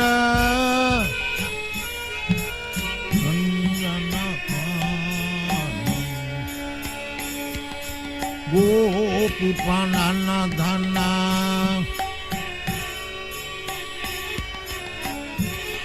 परान धना मदन मनोहर कालिय दमन विधान दशमति नंदन ब्रजबर नागर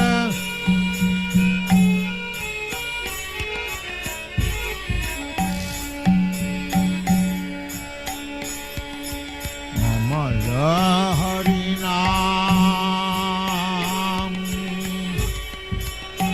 रम्य विलासा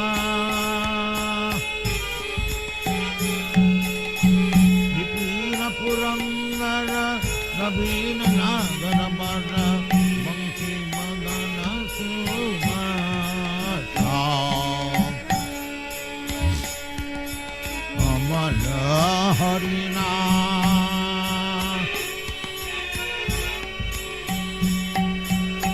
रम्य विलासा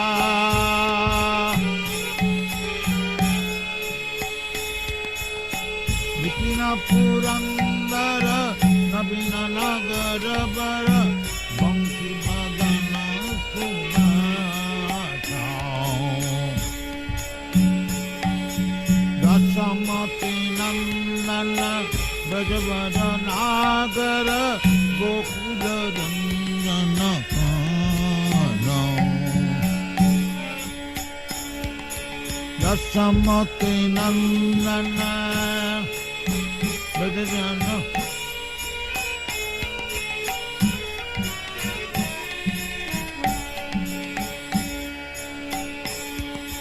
ब्रजजन पालना असुर नाशन नंद गोधन रखवाला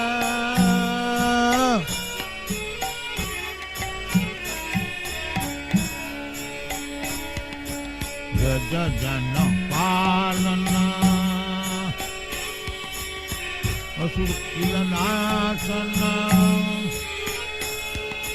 नंद गोधन रखवाला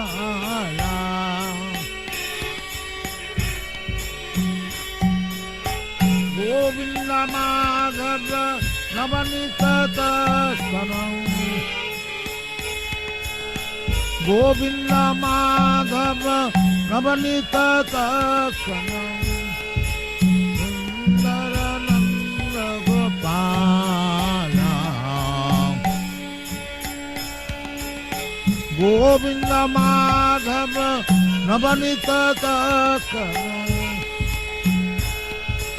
गोविंद माधव नवनीत दर्शनम सुंदर नंद गोपाल दशमति नंदन ब्रज नागर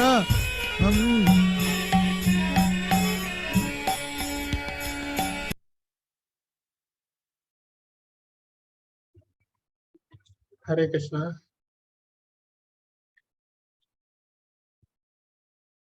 जी हर्ष प्रभु जी, हरे कृष्ण। हरे कृष्णा प्रभु जी, दंडवत जी प्रणाम। जी प्रभु जी, हरे कृष्ण। तो प्रभु जी हमारा ग्रुप 3 था, तो हमारे डिस्कशन का एक एक करके पॉइंट ये निकला। पहले जी ज्योति माता जी ने पॉइंट बोला कि हम जैसे कि कर्म योग क्या होता है, कि हम जैसे भी अपने सारे कोई भी अपने हमारे कर्म हो उसको हम भक्ति से ऐड करते, जैसे पढ़ाई, खाना पीना, जैसे हम भगवान को भोग लगाते हैं, हर चीज में हम जब भगवान को जोड़ते हैं तो कर्म योग बन जाते हैं। फिर विवेक जी ने बोला कि कर्म योग मतलब ज्यादा श्रेष्ठ क्यों है। तो जैसे कि हम एलोन मस्क का एग्जांपल देख सकते हैं कि वो ज्यादा कर्मी है, और मतलब जो मटेरियलिस्टिक लोग हैं उनको मतलब ज्यादा महत्व देते हैं, क्योंकि वो अपना कर्म की वजह से मतलब अभी वर्ल्ड में सबसे टॉप मोस्ट मिलियनर है। और वो जब ऐसा कोई प्रचार करता है तो मतलब काफी लोग इंस्पायर होते हैं, जैसे कि हमारे हम जैसे यंगस्टर्स, क्योंकि कोई एकदम हाईएस्ट व्यक्ति को देखते हैं, जैसे कि भगवत गीता में भी कहा गया है, जो ऐसा नेता करते हैं वैसा प्रजा फॉलो करते हैं। तो ऐसा कोई व्यक्ति अगर प्रचार करता है तो काफी मतलब ज्यादा उन्नति होती है भक्ति में। हालांकि वो मटेरियल है, मतलब वो भौतिकवादी है, तो प्रचार करेंगे नहीं, लेकिन उनके बदले हम डॉक्टर विवेक बिंदा जी का एग्जाम्पल ले सकते हैं, जो कि इस्कॉन से जुड़े हुए, और वो अपने हर वीडियो में, हालांकि वो एंटरप्रेन्योरशिप पे वीडियो बनाते हैं जिससे मतलब वो इंडिया को इंस्पायर करते हैं कि अपना खुद का बिजनेस खोलने के लिए, अपने हर वीडियो में भगवत गीता का इनडायरेक्टली प्रचार करते हैं, इनडायरेक्टली भगवत गीता को मतलब उनसे इंस्पायर करते हैं यूथ को। तो इससे जो हमारे यूथ से या बाकी जिन लोगों को एंटरप्रेन्योरशिप में इंटरेस्ट है उनमें जिज्ञासा आती है कि ये भगवत गीता क्या है, भगवत गीता में हमें भी जानना चाहिए। एक तरह से इंस्पायर होता है और वो भगवत गीता के बारे में जानने की कोशिश करते हैं।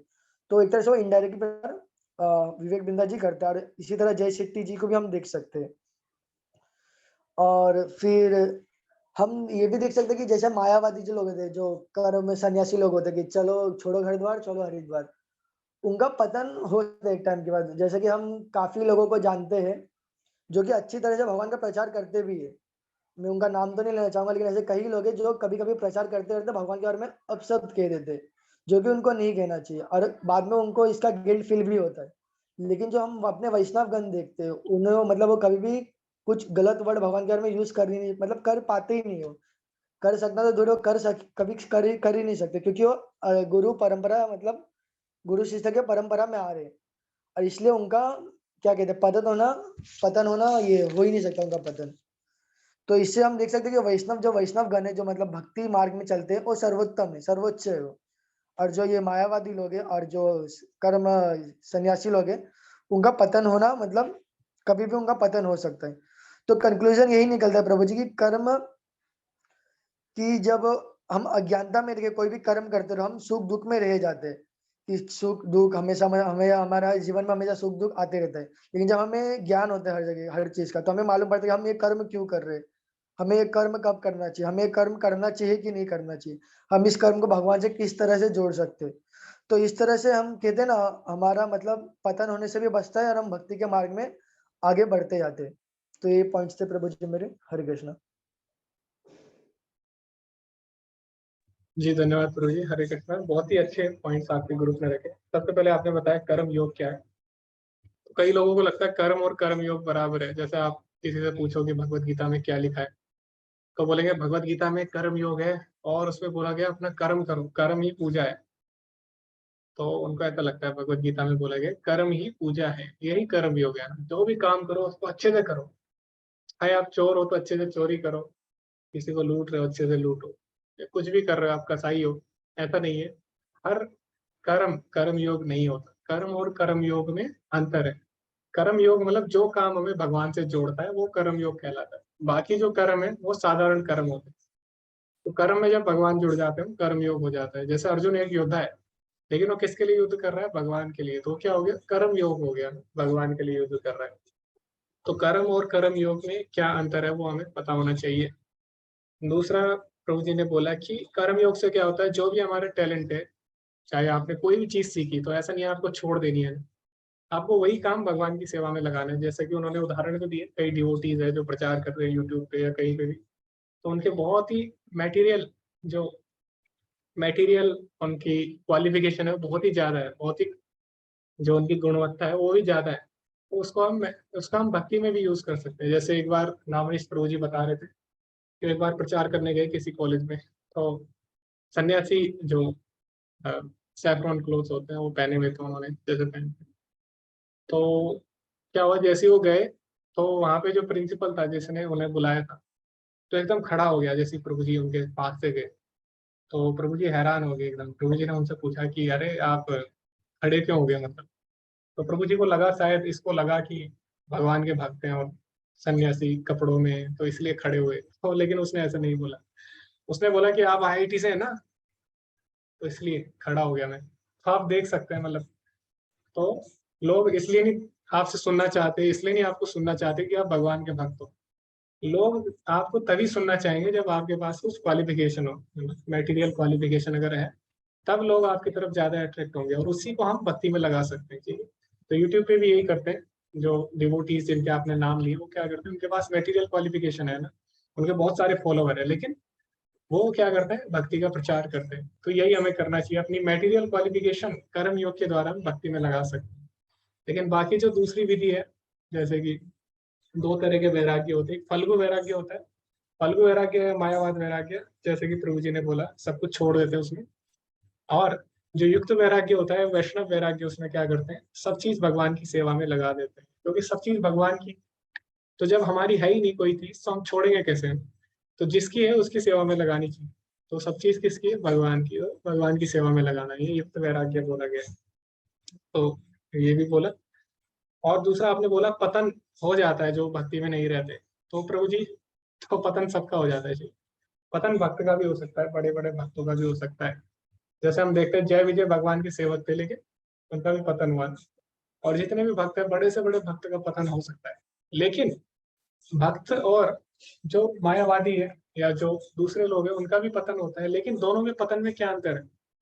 दोनों के पतन में ये अंतर है, जो शून्यवादी होते हैं या जो अद्वैतवादी होते हैं, जो एक एक करते रहते हैं, शून्यवादी को शून्य से शुरू करना पड़ता है सब चीज, जैसे उसका पतन होता है।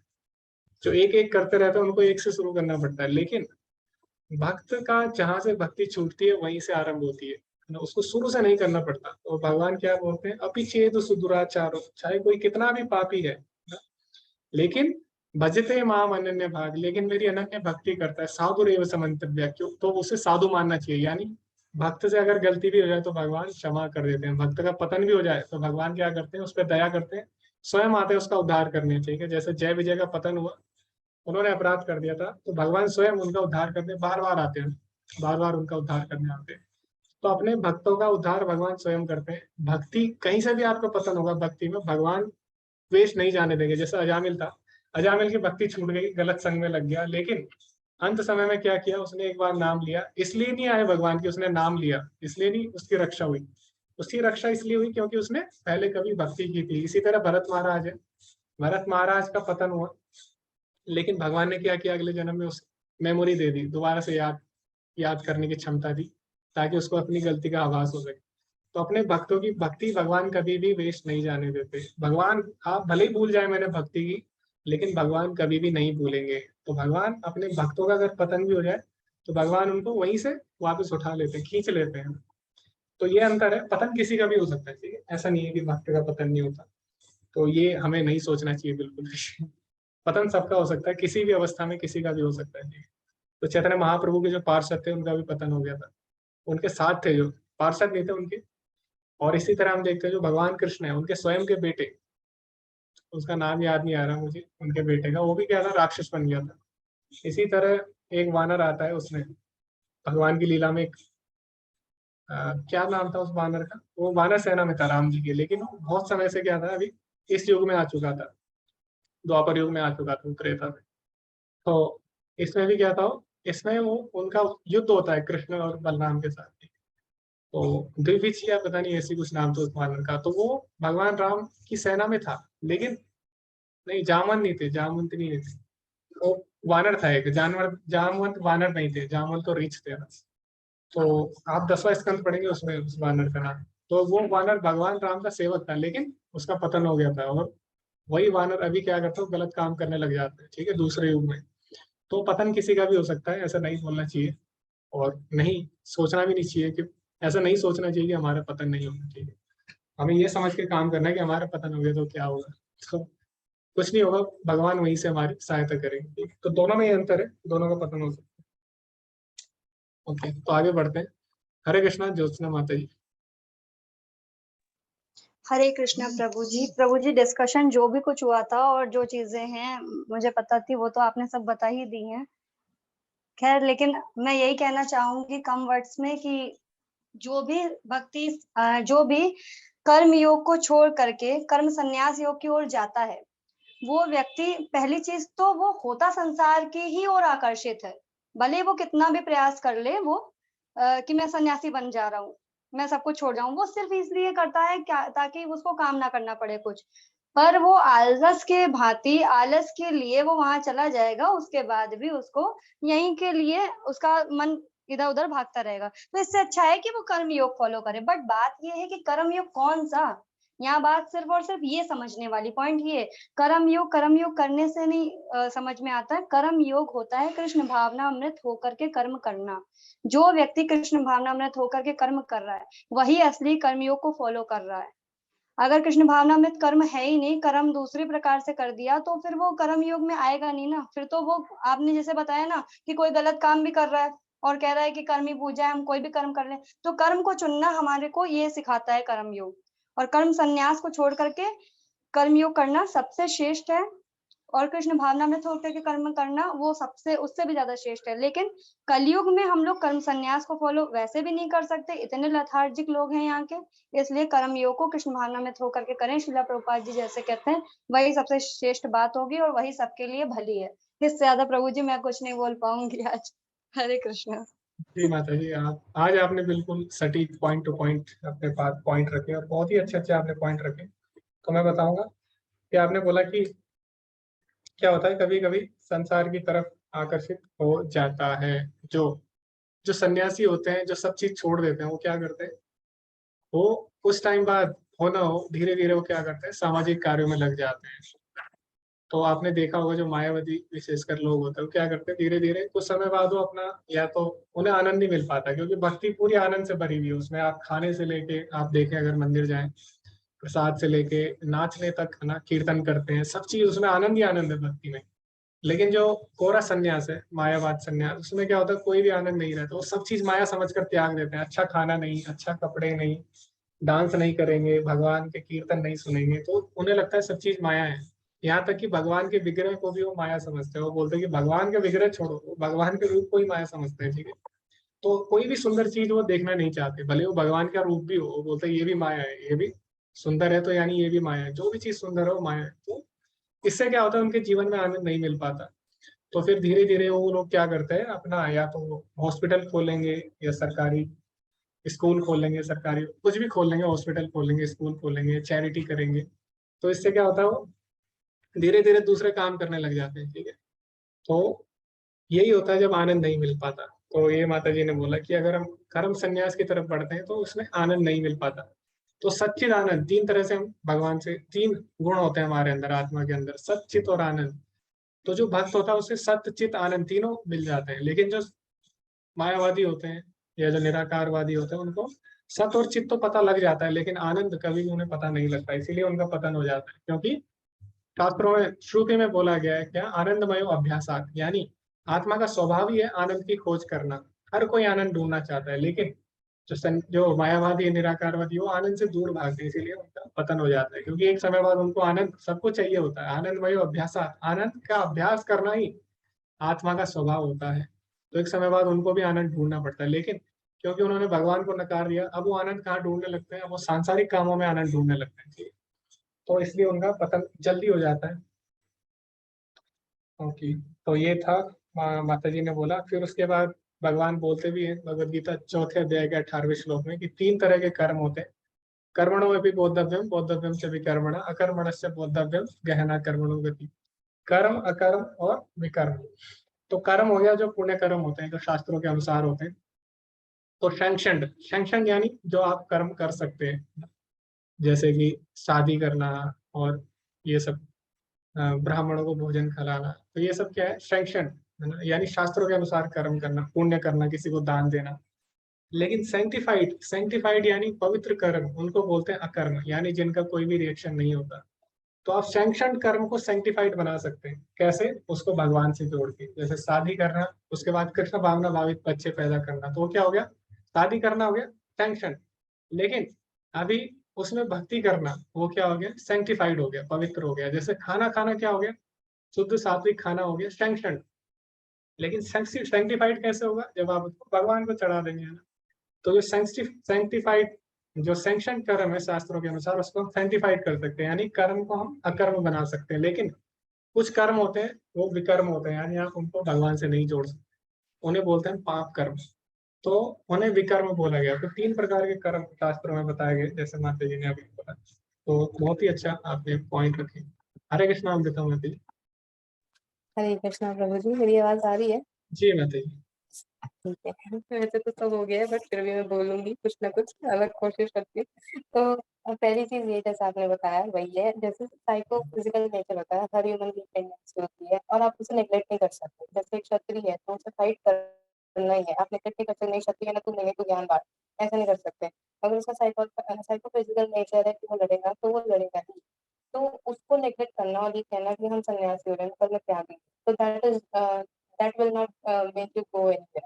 तो आपको कर्म करना होगा, बट आप कर्म कैसे करो, कि आप उसे भगवान से जोड़ो, और ये आपको कैसे मिलेगा, नॉलेज से। तो जो लोग कर्म में कोई बहुत गलत समझते हैं कि एक्शन, कर्म में उनको सिर्फ एक्शन समझते हैं कि हाँ, हमें बोला कर्म करना है तो इट मीन्स एक्शन, कि मेरे को ये कर्म अच्छे से करना है, ऐसा नहीं। लेकिन उसके साथ नॉलेज अटैच होती है, जब आप नॉलेज प्लस एक्शन करते हैं तो भक्ति योग बनता है।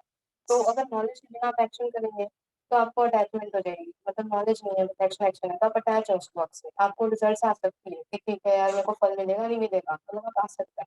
लेकिन अगर आपको नॉलेज है बराबर कि ये ऐसे करना है, भगवान से जोड़ के करना है, बट आप कर ही नहीं रहे, तो क्या है, तो फिर वो आपका सिर्फ थ्योरेटिकल ज्ञान है, तो इसका भी कोई यूज नहीं है। तो जब भी हम कर्मयोग की, प्रॉपर कर्मयोग की बात करते हैं, तो दैट मीन्स कि आप नॉलेज प्लस एक्शन दोनों को करना है, तो दैट इज। फिर हमें पता है कि जो भौतिक ज्ञान होता है वो माइंड माइंड में आता है, या इससे हमें कभी संतोष नहीं मिलता, मतलब कभी सेटिस्फैक्शन की अनुभूति नहीं। बट वंस आपको थोड़ा आध्यात्मिक या स्पिरिचुअल नॉलेज मिलता है, तो आपके हृदय में प्रकाशित होता है, तो आपको सेटिस्फैक्शन देता है। तो जो सन्यासी होते हैं, जो शुद्ध सन्यासी होते हैं, उन्हें पता है कि उनका जो नॉलेज है वो कैसे वो यूटिलाइज कर रहे हैं, वो लिंक करके यूटिलाइज करते हैं। मैं जो भी है वो छोड़ते नहीं, जैसे वैष्णव है, कोई भी चीज छोड़ते नहीं, वो हर चीज को कृष्ण से लिंक करते हैं। तो ये आना चाहिए, ये एक ट्रू सन्यासी होता है।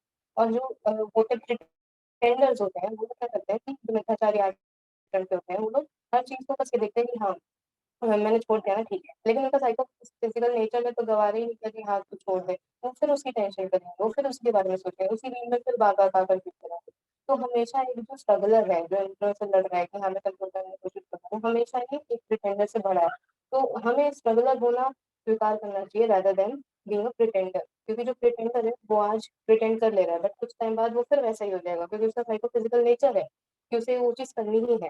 तो ये हमें समझना चाहिए। तो जो इवन जो स्पिरिचुअलिस्ट है, वो भी एक्शन करते हैं, वो भी वर्क करते हैं, बट उन्हें पता है वो वर्क कैसे करना है। वो भी खाना खाते हैं, बट ऐसा नहीं कि वो खाना खाते हैं, वो प्रसाद खाते हैं, भगवान को चढ़ा के खाते हैं। तो जो प्रिटेंडर होता है वो ज्यादा देर तक ये नहीं कर सकता। तो ये हमें पता होना चाहिए कि एक्शन करना है, बट कैसे, उसे एक ऑफरिंग की तरह करना है, कृष्ण को सेंटर में रख के करना है। तो ये किसको आएगा, जो एक स्ट्रगलर होगा, जिसे पता है इंद्रियां कैसे कंट्रोल करनी है, और जो जानता होगा रियल मीनिंग ऑफ कंट्रोल, उसको नहीं, जो प्रिटेंडर है। तो हमें प्रिटेंडर से बचना चाहिए, ना खुद बनना चाहिए, ना उनके जाल में फंसना चाहिए। और हमें स्ट्रगलर होके फिर ट्रू वे में संन्यास करना चाहिए, जो जो सही मायने सिखाए गए संन्यास के, वो हम समझना चाहिए। ये नहीं कि सब छोड़ दिया और फिर उसी की चिंता कर रहे हैं, तो ये नहीं है संन्यास। तो ये हमें पता होना चाहिए। जी, जी, जी, जी। हरे कृष्ण। जी, धन्यवाद माता जी, हरे कृष्ण। तो बिल्कुल सही बोला आपने। संन्यास का अर्थ क्या है? सत्य, धन, न्यास। सत्य प्लस न्यास। संन्यास का मतलब है वो काम करना जो हमें सत्य की ओर ले जाए, परम सत्य की ओर ले जाए, यानी भगवान की ओर ले जाए। तो संन्यास का मतलब ये नहीं है कि सब काम छोड़ देना। संन्यास मतलब है ऐसे काम करना जो हमें भगवान के निकट ले जाए, ठीक है, उसको संन्यास बोला जाता है। तो अभी माता जी ने बहुत ही अच्छे अच्छे पॉइंट बोले कि बिना कर्म किए कोई भी नहीं रह सकता। अगर आप तीसरा अध्याय का चौथा श्लोक पढ़ेंगे तो उसमें भगवान क्या बोलते हैं? न कर्मणा अनारंभात नैष्कर्म्य पुरुषश्नुते न च संन्यासनातेव सिद्धिं समधिगच्छति। कि कर्म किए बिना कोई मनुष्य रह ही नहीं सकता और केवल संन्यास के द्वारा ही सिद्धि यानी जीवन की सफलता प्राप्त नहीं की जा सकती। तो सन्यासी को भी कर्म करने ही पड़ते हैं, कोई सन्यासी हो ना हो। कोई सन्यासी भी अगर है तो खाना तो उसको भी खाना पड़ेगा, खाना उसको भी खाना पड़ेगा, मल मूत्र का त्याग उसको भी करना पड़ेगा, और कुछ आवश्यकताएं होती है वो उसको करनी ही पड़ेगी, उसको आवश्यक काम करने ही पड़ेंगे। सांस तो उसको कम से कम लेनी पड़ेगी, है ना। तो ऐसा नहीं है सन्यासी को सांस लेना भी छोड़ दे। तो कुछ ना कुछ कर्म तो सबको करना ही पड़ेगा। भगवान यही बोलते हैं, न कर्मणाम आरंभात नैष्कर्म्य पुरुषश्नुते। बिना कर्म आरंभ किए कोई भी पुरुष नहीं रह सकता, कोई भी व्यक्ति संसार में नहीं रह सकता। तो इसीलिए भगवान ने क्या किया है, अभी सबका साइको फिजिकल नेचर अलग अलग है, जैसे कि माता जी ने बताया, यानी सबका जो मानसिक स्थिति है वो अलग अलग होती है। तो जैसे कई लोग हैं, जैसे कई स्टूडेंट है वो टीचर बनना चाहते हैं, कई लोग हैं, कई स्टूडेंट है वो आर्मी में जाना चाहते हैं, कई स्टूडेंट अपना बिजनेस करना चाहते हैं, कई स्टूडेंट कुछ नहीं करना चाहते। तो वो भी है चौथे। तो अलग अलग तरह के हैं, सबका नेचर। तो सबके कर्म के अनुसार भगवान ने क्या किया, शास्त्रों में बोला है कि किस तरह हर कोई भगवान को प्राप्त कर सकता है। ऐसा नहीं कि जो ब्राह्मण है वही केवल भगवान को प्राप्त कर सकता है। तो भगवान ने क्या किया, उसके अनुसार उसके साइको फिजिकल नेचर के हिसाब से भगवान ने क्या बनाए, 4 वर्ण बनाए। चातुर्वर्ण मया सृष्टम गुण कर्म विभागशः। तो भगवान ने गुणों के अनुसार उनके कर्म बनाए, कर्तव्य बनाए, जिससे सभी भगवान को प्राप्त कर सके। तो इसीलिए हमें कर्म नहीं त्यागना चाहिए, क्योंकि कर्म ही तो मेन आधार है जिसके आधार पर भगवान ने नियम बनाए। उसके आधार पर ही हम भगवान को प्राप्त कर सकते हैं धीरे धीरे। अगर हम अपनी मर्जी से कर्म करेंगे तो उससे क्या होगा, उससे हम कुछ भी प्राप्त नहीं कर सकते। तो इसीलिए भगवान ने कर्म और गुण के हिसाब से शास्त्रों के नियम बनाए, जिनका पालन करते हैं धीरे धीरे भगवत प्राप्ति कर सकते हैं। और भगवत गीता में बोला भी गया है, परो धर्म भयावह, यानी अगर आप दूसरों की प्रवृत्ति का अनुसरण करते हैं तो आपके लिए भयानक हो सकता है। मान लीजिए आपका स्वभाव क्या है, क्षत्रिय, लेकिन आप क्या कर रहे हैं, ब्राह्मण का कार्य कर रहे हैं, तो आपके लिए भयानक होगा। इसी तरह कोई ब्राह्मण प्रवृत्ति का है, वो क्षत्रिय का कार्य कर रहा है, तो उसके लिए भयावह होगा। तो परो धर्मो भयावह। तो ये बात बच्चों को भी सीखनी चाहिए। कैसे?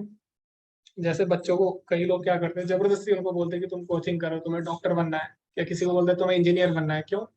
क्योंकि हम इंजीनियर हैं, हमारा पड़ोसी इंजीनियर है, तुम्हें भी इंजीनियर बनना है। तो इससे क्या हो रहा है, उसका साइको फिजिकल नेचर कुछ और था, लेकिन उसको जबरदस्ती फोर्स किया गया उसके लिए। तो एक टाइम बाद क्या होगा, अगर वो फेल हो गया तो वो क्या करेगा, वो मानसिक दबाव में आएगा, फिर गलत काम कर लेगा। जैसे कोटा में होता है, बचपन से उनको बोला जाता है कि तुम्हें इंजीनियर बनना है, वो नहीं बन पाते तो फिर वो क्या करते हैं, सुसाइड कर लेते हैं।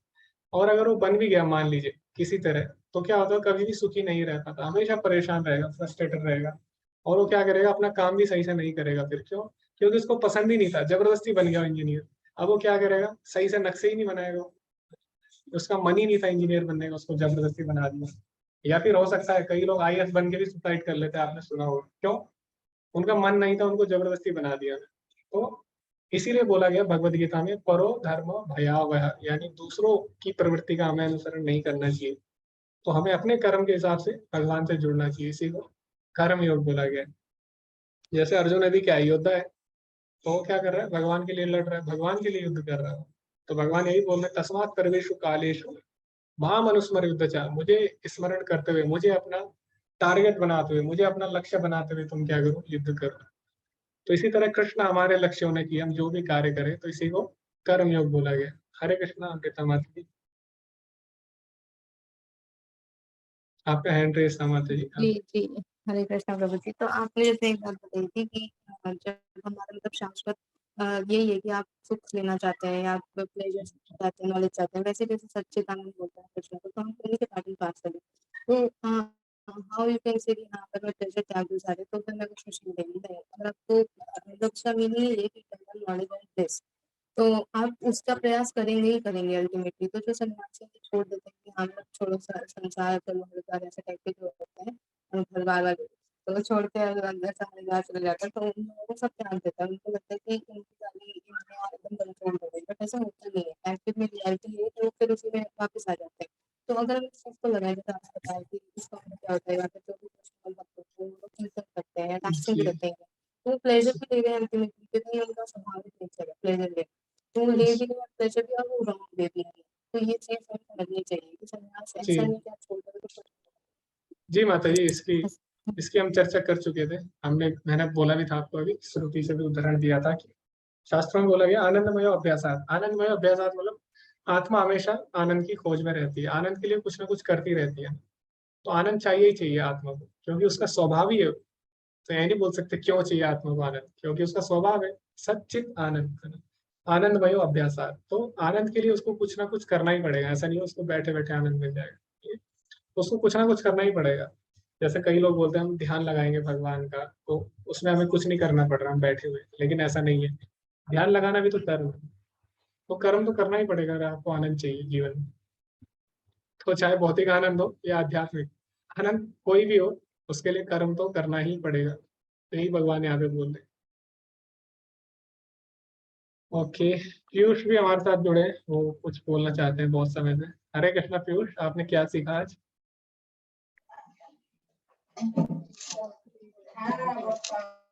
हरे कृष्णा पीयूष, आपकी आवाज नहीं आ रही है। हरे कृष्णा।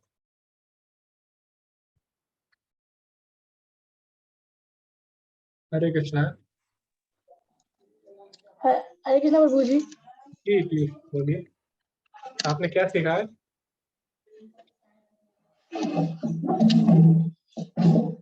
प्रभु जी, आज मैंने सीखा कि भक्ति में हमें आलस से की संन्यास में नहीं चला, ये कर्म करते रहना चाहिए अपना कृष्ण भाव में।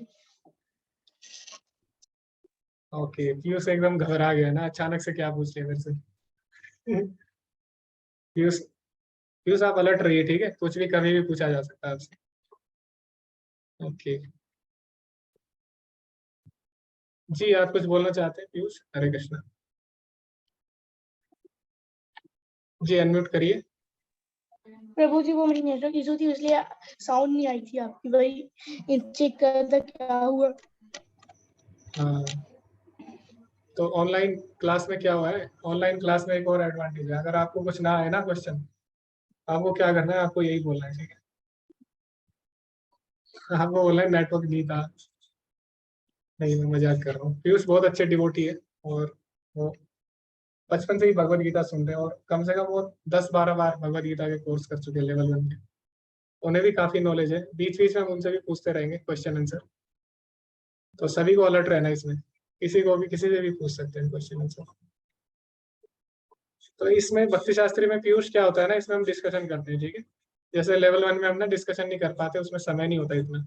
इसमें हम पूरा डिस्कशन करेंगे, है ना? और डिस्कशन के लिए आपको इसमें भाग लेना पड़ेगा, है ना? इसलिए आपको कुछ ना कुछ बोलते रहना होगा। ओके, तो आगे बढ़ते हैं हम इसी के साथ। और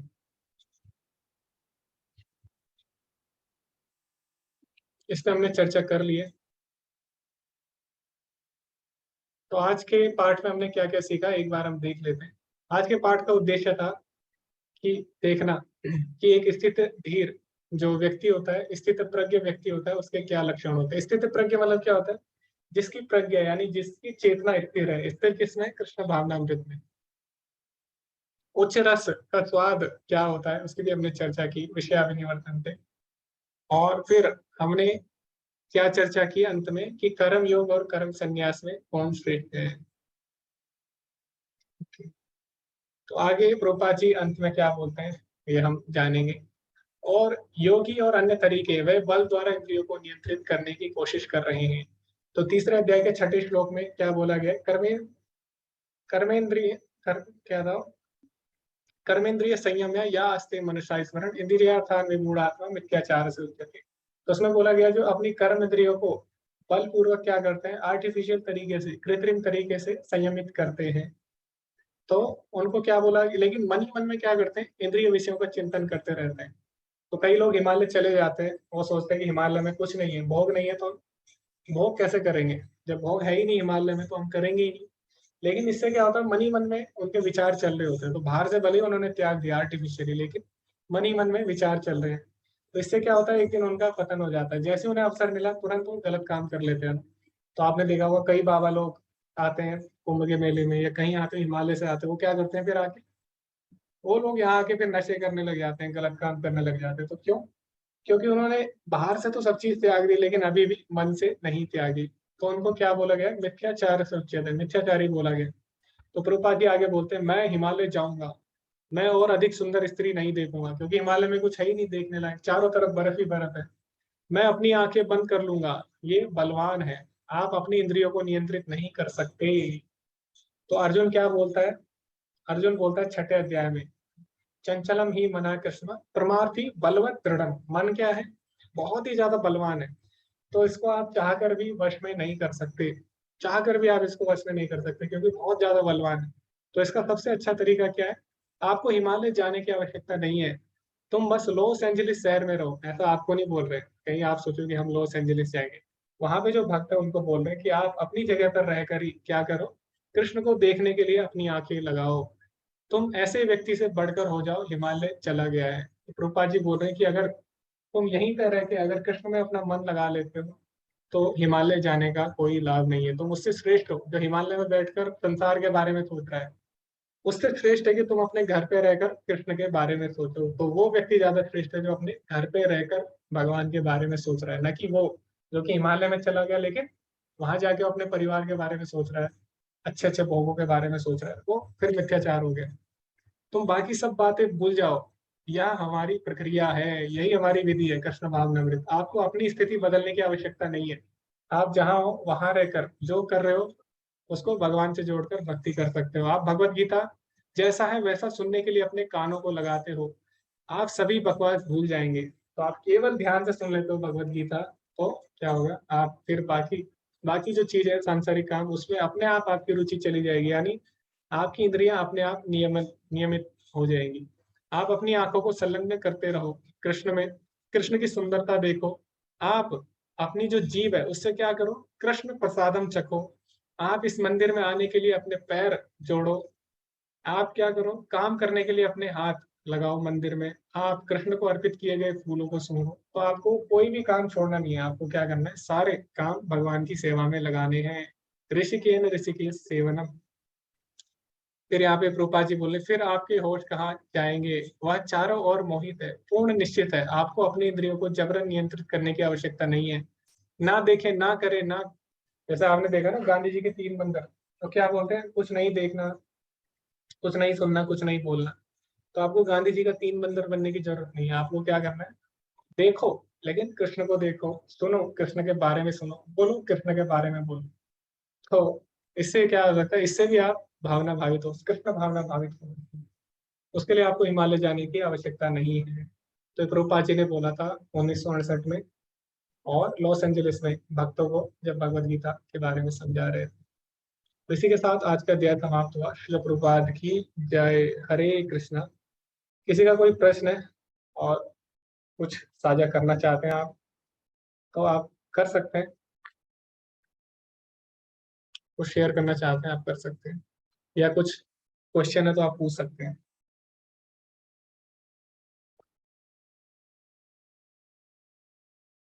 ओके, किसी का कोई क्वेश्चन नहीं है।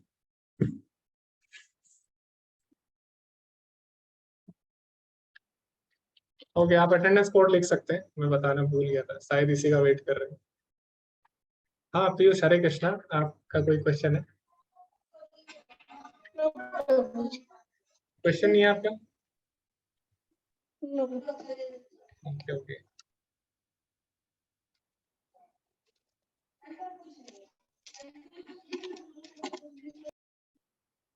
ओके, विवेक प्रभु जी शायद कुछ पूछना चाह रहे थे। जी हरे कृष्णा विवेक प्रभु जी। प्रभु जी, मेरा एक फ्रेंड है, तो मैंने ना उसको ना उसका ब्रेन वॉश करना चाहता हूँ भक्ति में। तो अभी उसकी ना स्टार्टिंग है, तो ना मैंने उसे वो हरि नाम के लिए बोला है, मतलब थोड़ा सा कंपल्सन करके बोल दिया है ना, इमोशनली ब्लैकमेल करके। तो वो ना एक माला करने में ना उसे 25 मिनट लग जाते हैं, ठीक है। तो फिर मैंने उसे बोला है कि थोड़ा जल्दी जल्दी करा करो। तो अगर मैं ये सोच रहा था कि अगर वो 25 मिनट एक माला में लगा रहे हैं तो मतलब वो ज्यादा वो डीपली होकर वो कर रहे होंगे, कि मतलब हर एक मंत्र का वो एकदम अच्छे से वो कर रहे होंगे। तो ऐसा ठीक है या प्रभु जी, उन्हें वो थोड़ा सा जल्दी जल्दी जाप करना चाहिए अभी स्टार्टिंग के लिए? जी प्रभु जी। तो 25 मिनट तो अगर कोई गा कर भी करेगा अरे तब भी शायद वो जल्दी कर लेगा प्रभु जी, तो पता नहीं वो कैसे कर रहे हैं। तो मुझे लगता है कि वो शायद कंटिन्यूअसली नहीं कर रहे हैं इसको, या तो रुक जाते होंगे बीच में, कुछ और करने लग जाते होंगे। क्योंकि अगर कोई गा के भी करता है अरे ऐसे भी करेंगे तब भी आपको 25 मिनट नहीं लगेंगे। तो मैक्सिमम आपको लगते हैं 8 या 9 मिनट लगते हैं मैक्सिमम, अगर आप नॉर्मल स्पीड में करते हैं। तेज अगर आप करते हैं तो मिनिमम आपको 5 मिनट लगेंगे ही लगेंगे। तो 5 से 8 मिनट आपको लग सकते हैं अगर आप अच्छी तरह हरे कृष्ण महामंत्र का जप करते हैं। इससे ज्यादा भी सही नहीं है और इससे कम भी सही नहीं है। तो आप उन्हें, ठीक है अभी वो नए नए हैं तो आप इतना फोर्स नहीं कर सकते, पर आप उन्हें बोलिए कि आप अपना जितना आप 25 मिनट में कर रहे हो, जैसे आपको मान लो पैसे मिले हैं ना, बहुत सारा धन रखा है सामने, तो आप ये नहीं है कि आप बहुत समय बाद आप रुके और थोड़ा सा धन आप ले जा रहे हो, तो क्या होगी, मूर्खता हो जाएगी। अगर आपको धन मिल रहा है तो आप क्या करोगे, उसको भर भर के ले जाना चाहोगे ना तुरंत, ताकि आपका समय बच जाए। तो इसी तरह हमें जीवन मिला है, इसमें हमें ज्यादा से ज्यादा हरिनाम करना है। तो एक बार क्या हुआ, एक सिंगर थी, वो क्या कर रही थी ऐसी जैसे कि कीर्तन करते हैं कई लोग, तो वो भी ऐसी कर रही थी, हरी ऐसे बोलते हैं ना, सिंगर लोग करते हैं, बहुत लंबे लंबे राग लेते हैं। तो प्रभुपाद जी को बहुत गुस्सा आया। प्रभुपाद जी ने बोला इतने देर में तो कितना भगवान का नाम ले सकती थी, ठीक है। तो भगवान का नाम ही ले रही थी, लेकिन ये मूर्खता है, ठीक है। हमें भगवान का नाम क्या है, वो चैतन्य चरितामृत में बोला गया है, गोलोकेर प्रेम धन हरिनाम संकीर्तन। जो हरिनाम संकीर्तन है वो गोलोक का धन है, और हमें कोशिश करना चाहिए जितना ज्यादा हम इस धन को लूटे। तो ये धन ऐसा है कभी खत्म नहीं होता, ये जिंदगी के साथ भी और जिंदगी के बाद भी। तो LIC वाला धन खत्म हो जाता है जिंदगी के बाद, लेकिन ये वाला नहीं होगा गोलोक का, है ना, हरि नाम संकीर्तन। तो इसीलिए हमें ज्यादा से ज्यादा नाम लेना चाहिए भगवान। तो अभी नए नए हैं तो आप ऐसा फोर्स नहीं कर सकते उनको, थोड़ा उन्हें स्टेबल होने दीजिए, तब आप धीरे धीरे उन्हें बता सकते हैं। पहले उन्हें आप बोलिए भगवत गीता का कोर्स करें 18 डेज, ताकि उन्हें बेसिक चीजें क्लियर हो। तभी इससे क्या होगा, इससे उनका संकल्प और अच्छा हो जाएगा, फिर वो आपकी बात शायद सुने। ठीक है जी प्रभु जी। प्रभु, ठीक है। ओके, तो बहुत ही अच्छा है किसी को अगर हम भक्ति में ले आते हैं। रूपा जी के जो गुरु महाराज थे भक्ति वेदांत सरस्वती ठाकुर जी, वो बोलते थे अगर आप किसी को भगवत धाम ले जाते हैं या किसी को भक्ति में आगे बढ़ाते हैं तो वो अच्छा है। 100 हॉस्पिटल बनाने से अच्छा है किसी को भगवान की भक्ति में ले जाना। क्योंकि हॉस्पिटल बनाना ऐसा नहीं है गलत है, लेकिन हॉस्पिटल बना के आप परमानेंटली किसी का जन्म मृत्यु जरा व्याधि नहीं रोक सकते। अगर आप उसको भक्त बना देते हैं तो हमेशा के लिए उसको जन्म मृत्यु जरा व्याधि होगी नहीं कभी। तो इसीलिए किसी को भक्ति में लाना बहुत ही सबसे अच्छा कार्य माना गया है। तो अच्छा लगा आप अपने दोस्तों को भक्ति में ला रहे हैं। हरे कृष्णा रुचि माता जी। हरे कृष्ण प्रभु जी। मेरा भी मतलब ऐसे ही प्रीचिंग से रिलेटेड ही है। तो एक ना मेरे को लड़का मिला था कॉलेज का, तो मतलब फ्रेंड ही है, तो वो उसने उससे भगवद गीता के बारे में थोड़ी बात हुई मेरी। तो उसने क्या बोला कि हाँ, कि मैंने ना आगे के चैप्टर्स पढ़ लिए भगवद गीता के, तो मैंने पढ़ लिया है, अब मुझे पता है कि क्या करना है।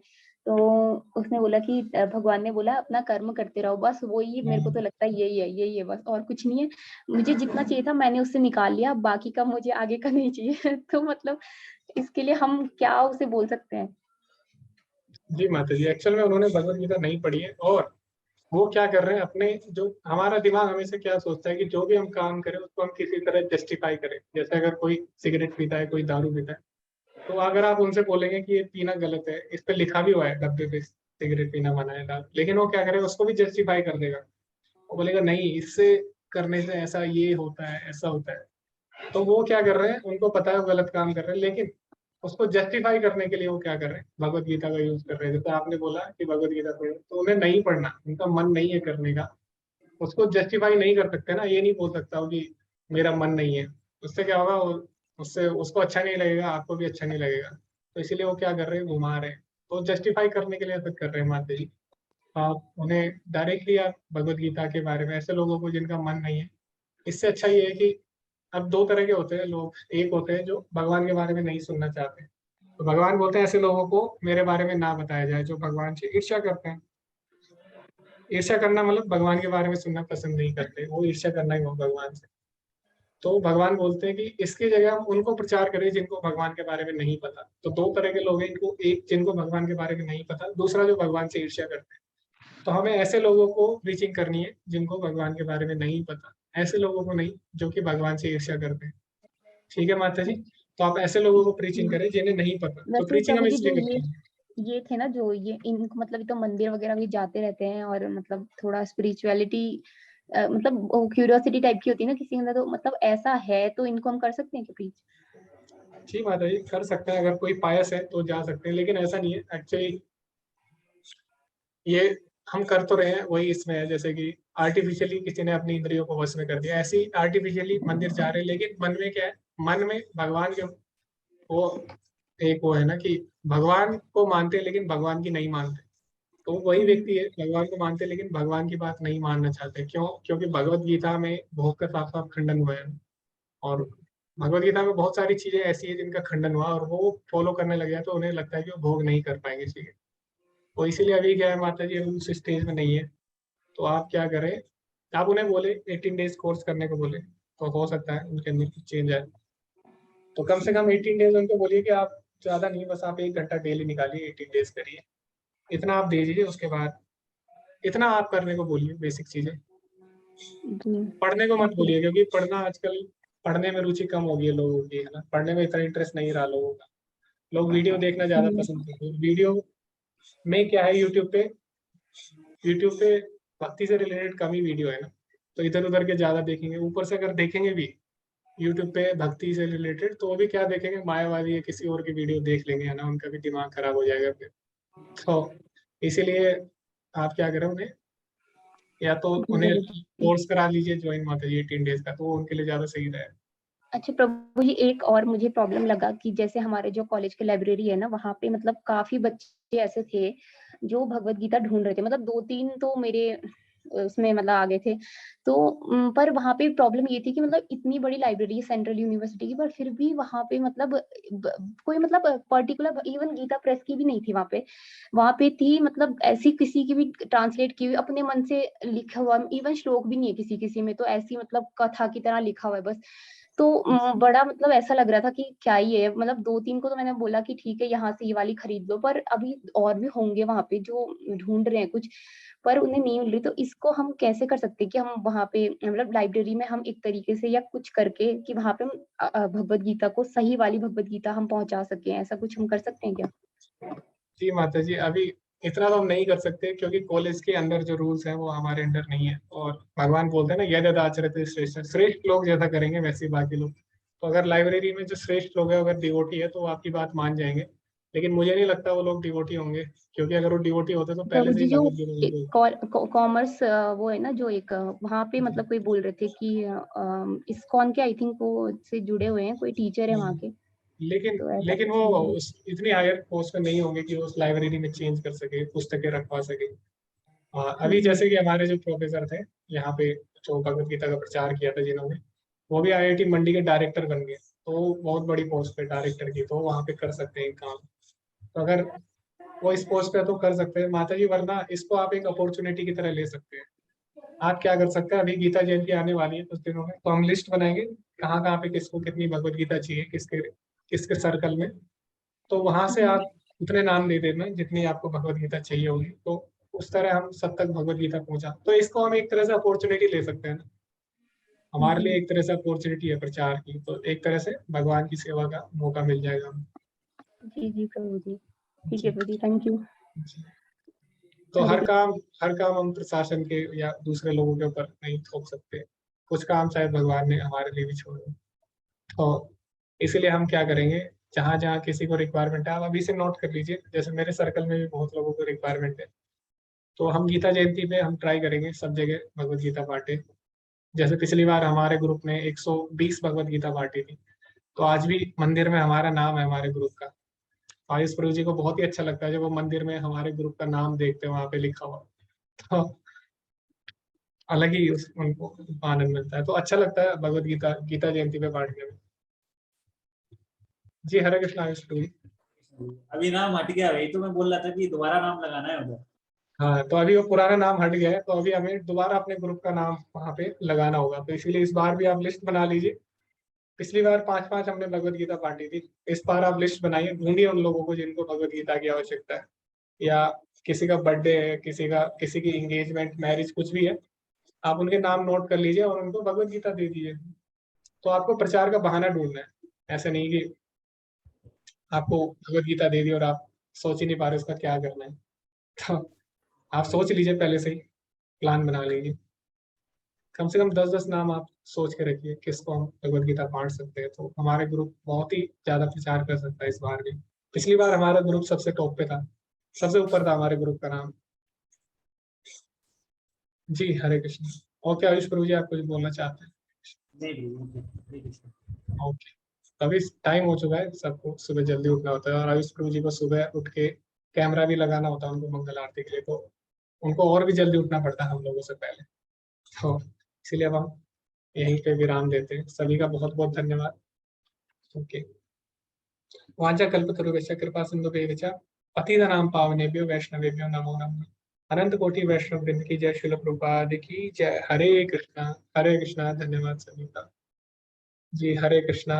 जी केतन प्रभु जी, आनंद आया तो जी हरे कृष्ण, सभी को आनंद आया। हरे कृष्ण।